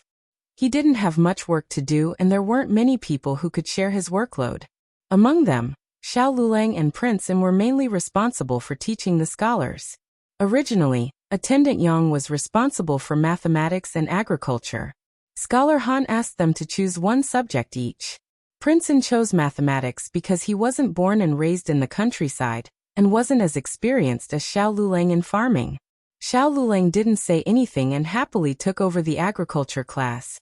He didn't have much experience in farming. When he was in the countryside, Gu Jiao had a few acres of land. Unfortunately, he and Gu Jiao didn't know how to farm, and it was later abandoned. He wasn't as experienced in farming as little Jing Kong. At least little Jing Kong watered the vegetable garden every day and caught insects. Occasionally, he would follow Gu Jiao to weed. In order to teach this class well, Xiao Lulang had been learning how to farm recently. After the shift, he planned to go home and farm. Ning Ziyuan quietly came over and winked.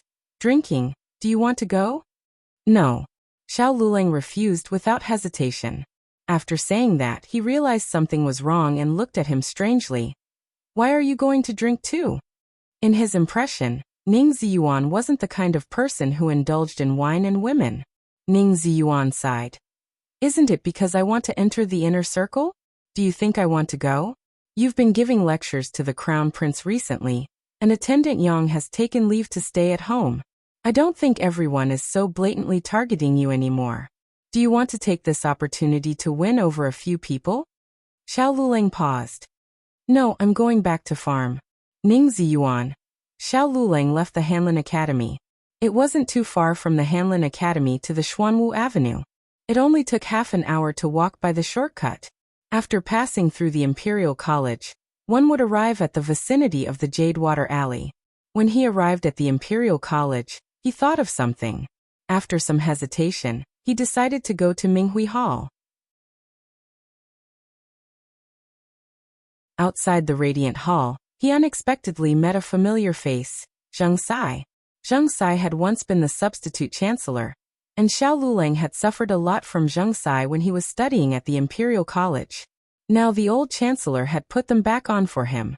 Zheng Sai stood at the door as punishment. It was as embarrassing as it could get. Zheng Sai was a fourth-rank official. His rank was higher than Xiao Liulang's. Xiao Luleng saluted him with cupped hands and then went in. Zheng Sai looked at Xiao Luleng entering the Radiant Hall that he couldn't enter so easily. He felt so wrong that he was about to cry. Why are you here today?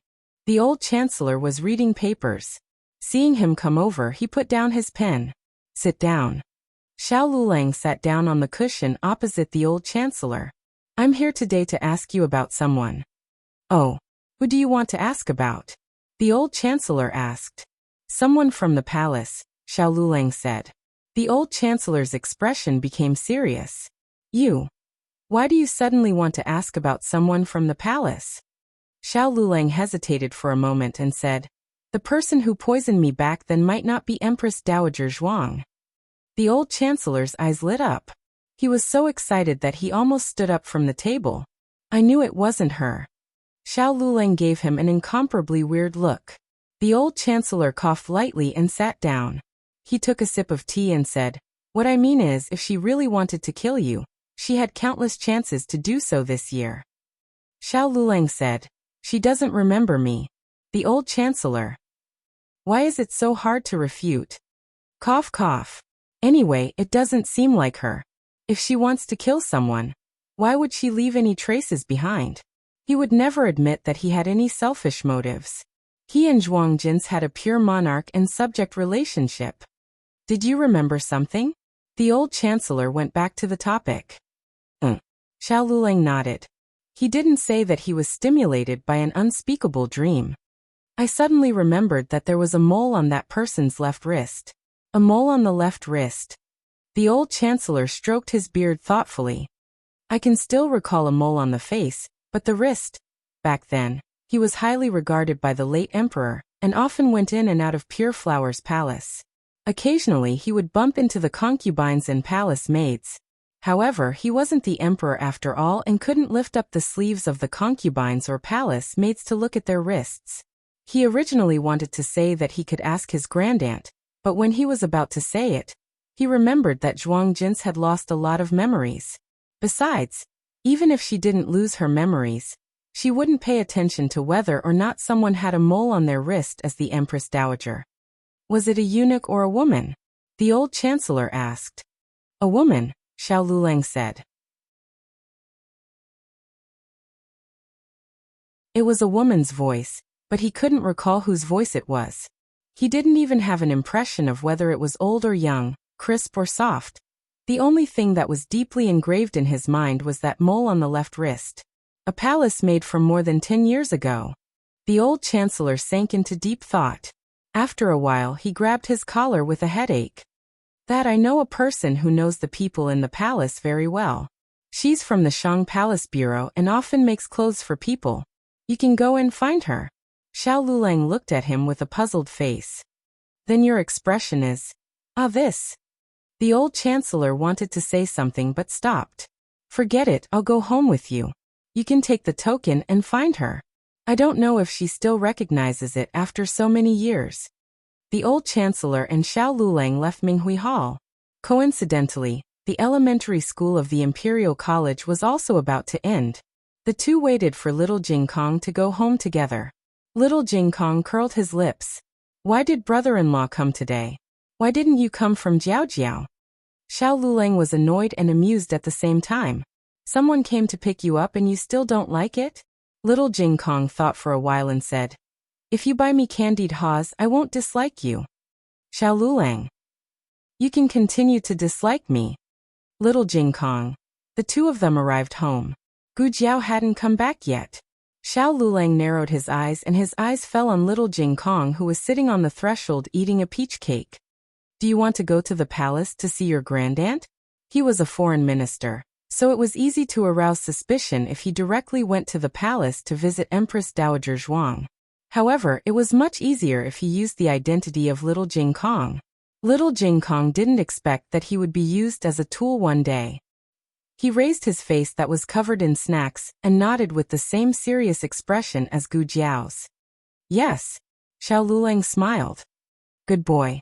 The aunt that Xiao Lulang wanted to see was surnamed Zhang. She was now old enough to be a nanny and was in charge of the Department of Palace Affairs. Before leaving, the old chancellor repeatedly told him, you ask Empress Dowager first. If Empress Dowager doesn't remember you, then go to see her.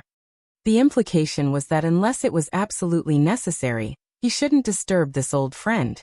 Xiao Lulang looked at him strangely. Is it Master's wife? What Master's wife? How could it be? The old chancellor almost jumped out of anger. Don't talk nonsense. But he and Manager Zhang did indeed have a little secret that couldn't be revealed to others. He hoped that she had already forgotten about that matter. Xiao Lulang took little Jing Kong and got on the carriage to the palace.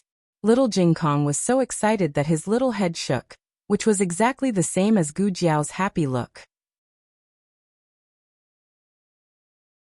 People who had lived together for a long time would gradually imprint each other's expressions and habits, as if they were originally a family. The carriage continued to move forward.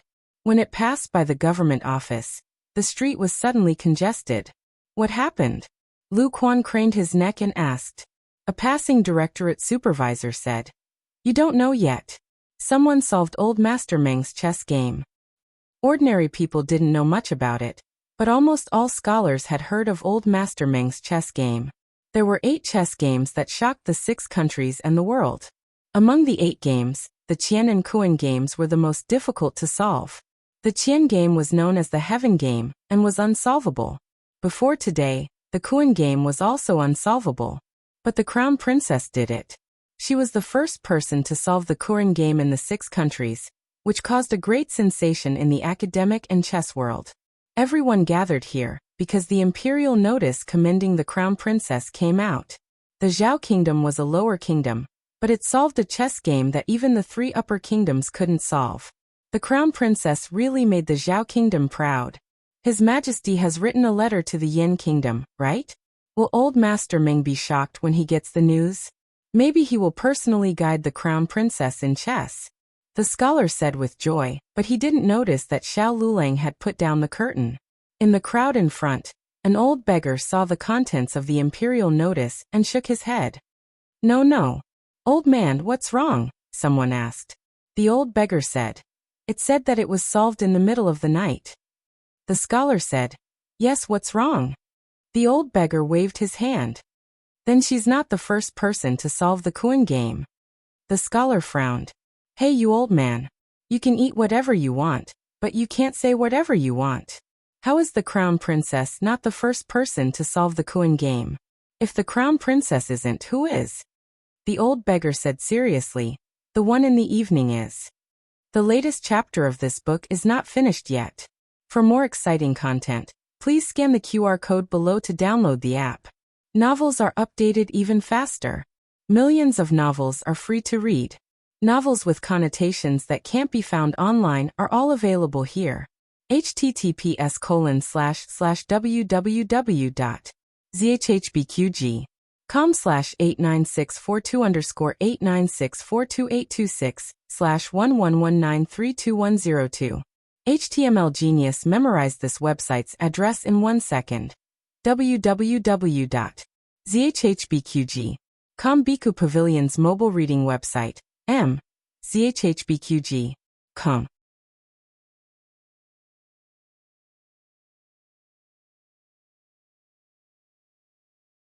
Chapter 320.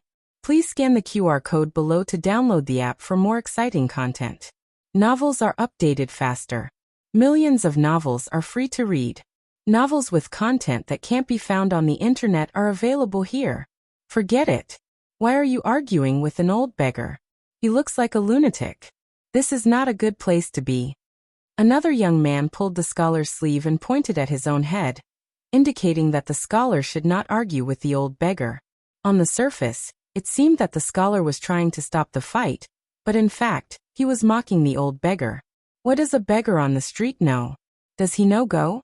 Does he know what the 6 kingdoms and the 8 great chess games are?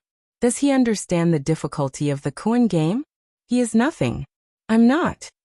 The old beggar did not care how others looked at him. He kept repeating these words.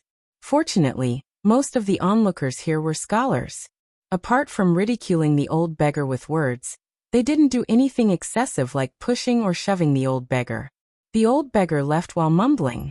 Everyone looked at the way he was mumbling, and they were even more certain that he was a lunatic. Xiao Luleng did not like to join in the fun. After waiting for a while, and seeing that there was no sign of the road ahead, he asked Lu Quan to change the route. In summer, days were long and nights were short.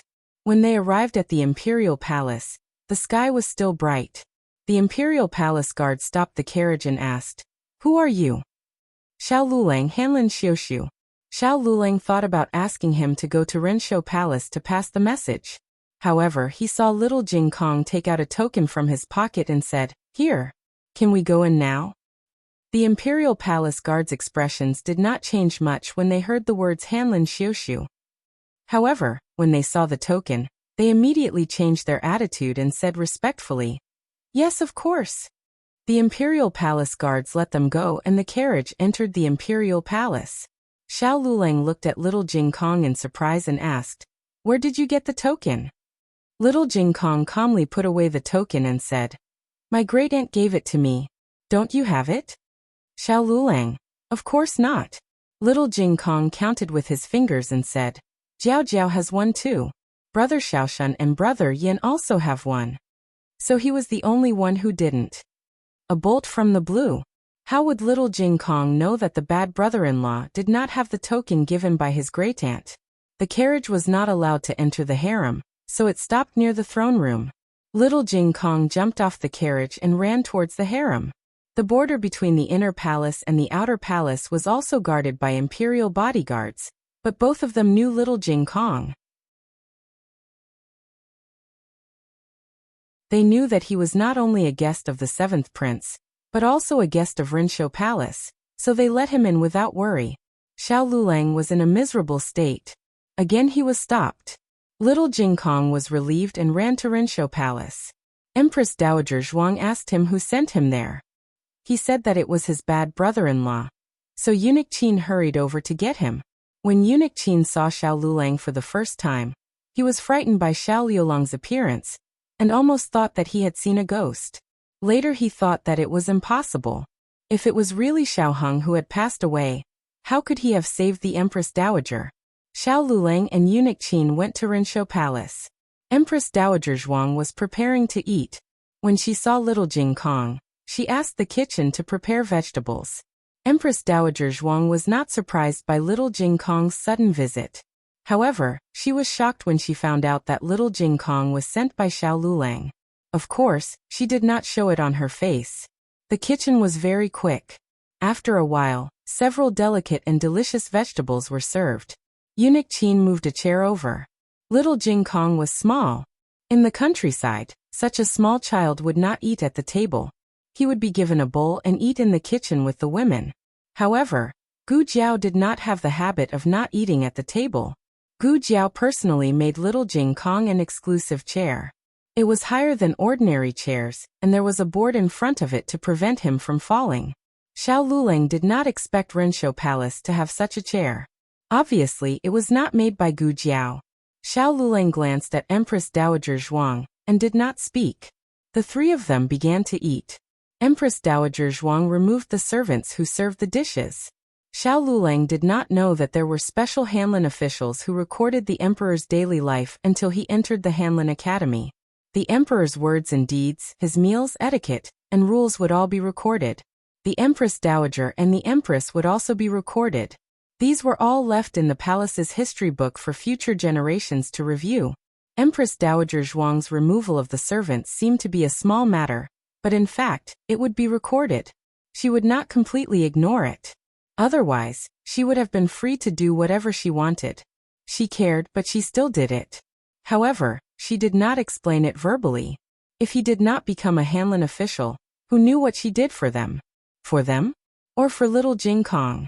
Xiao Lulang lowered his eyes. Forget it. Why should he care about this? He was not here to share the happiness of family with Empress Dowager Zhuang. Little Jing Kong was. He was here for business. Renshou Palace had been expanded twice. It was even bigger than the Crown Prince's East Palace. Little Jing Kong began his exploration after eating. Wow! What a tall swing!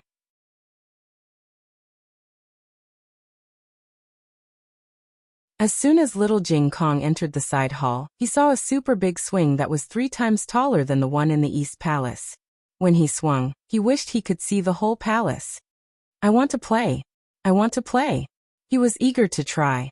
Eunuch Qin called 2 palace masters to play with little Jing Kong on the swing. Xiao Lulang came to Renshou Palace when he was a child. He was poisoned in the courtyard of this side hall. However, after so many years, even if he revisited the old place, it would not trigger any more memories. However, he was sure of one thing. There was absolutely no such thing as a swing in Renshou Palace in the past. Because Empress Dowager Zhuang did not like children. Xiao Lulang soon found that there were not only swings in Renshou Palace.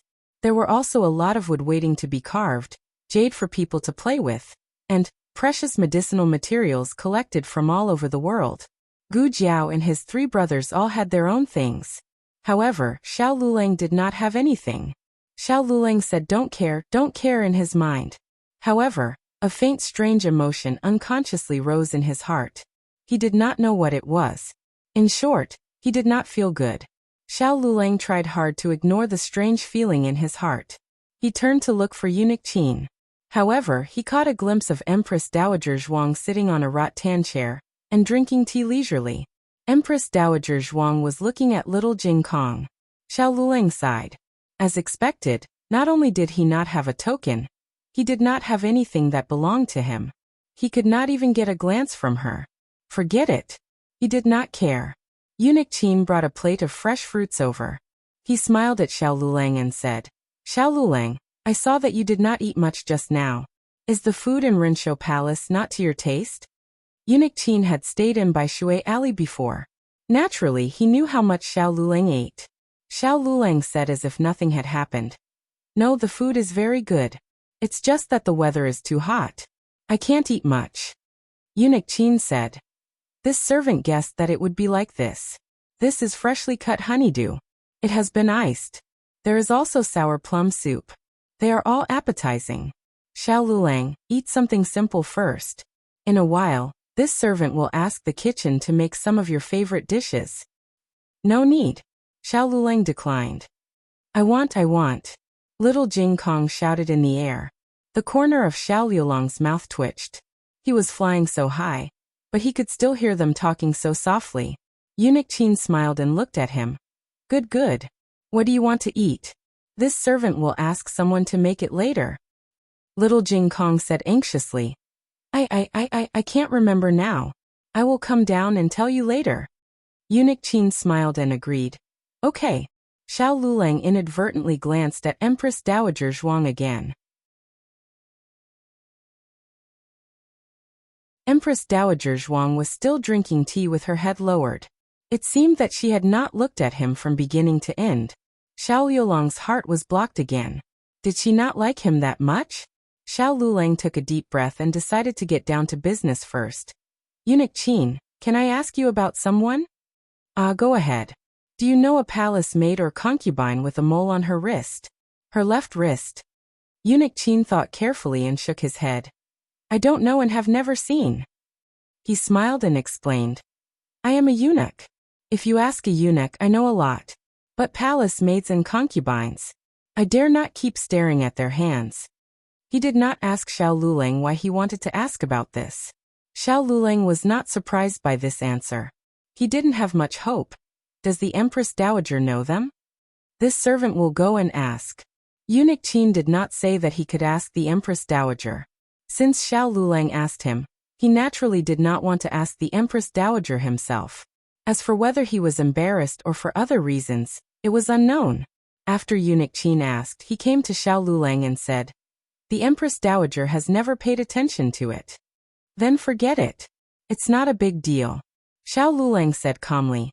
"That's right. Is Steward Zhang of the Shang Palace Bureau in the palace today? An old friend of hers asked me to give her something from outside the palace, and let me personally hand it to her." Eunuch Qin called a young eunuch. "Go to the Shang Palace Bureau and ask if Steward Zhang is on duty. If she is, invite her to Renshou Palace." Digression. Today's condition is very bad. I won't stay up to write, although it's already 1 o'clock. I'll get up at 2 o'clock to write. Everyone, come back later to read. The latest chapter of this book is not finished. For more exciting content, please scan the QR code below to download the app. Novels are updated faster. Millions of novels are free to read. Novels with connotations that can't be found online are all here. https://www.zhbqg.com/89642_8964226/111905322. HTML Genius remembers this site's address in 1 second. www.zhbqg.com Bikugo mobile reading website. zhbqg.com. You're tuning in to the Earbook Haven YouTube channel. Don't forget to subscribe and join us on this journey to catch the most captivating stories.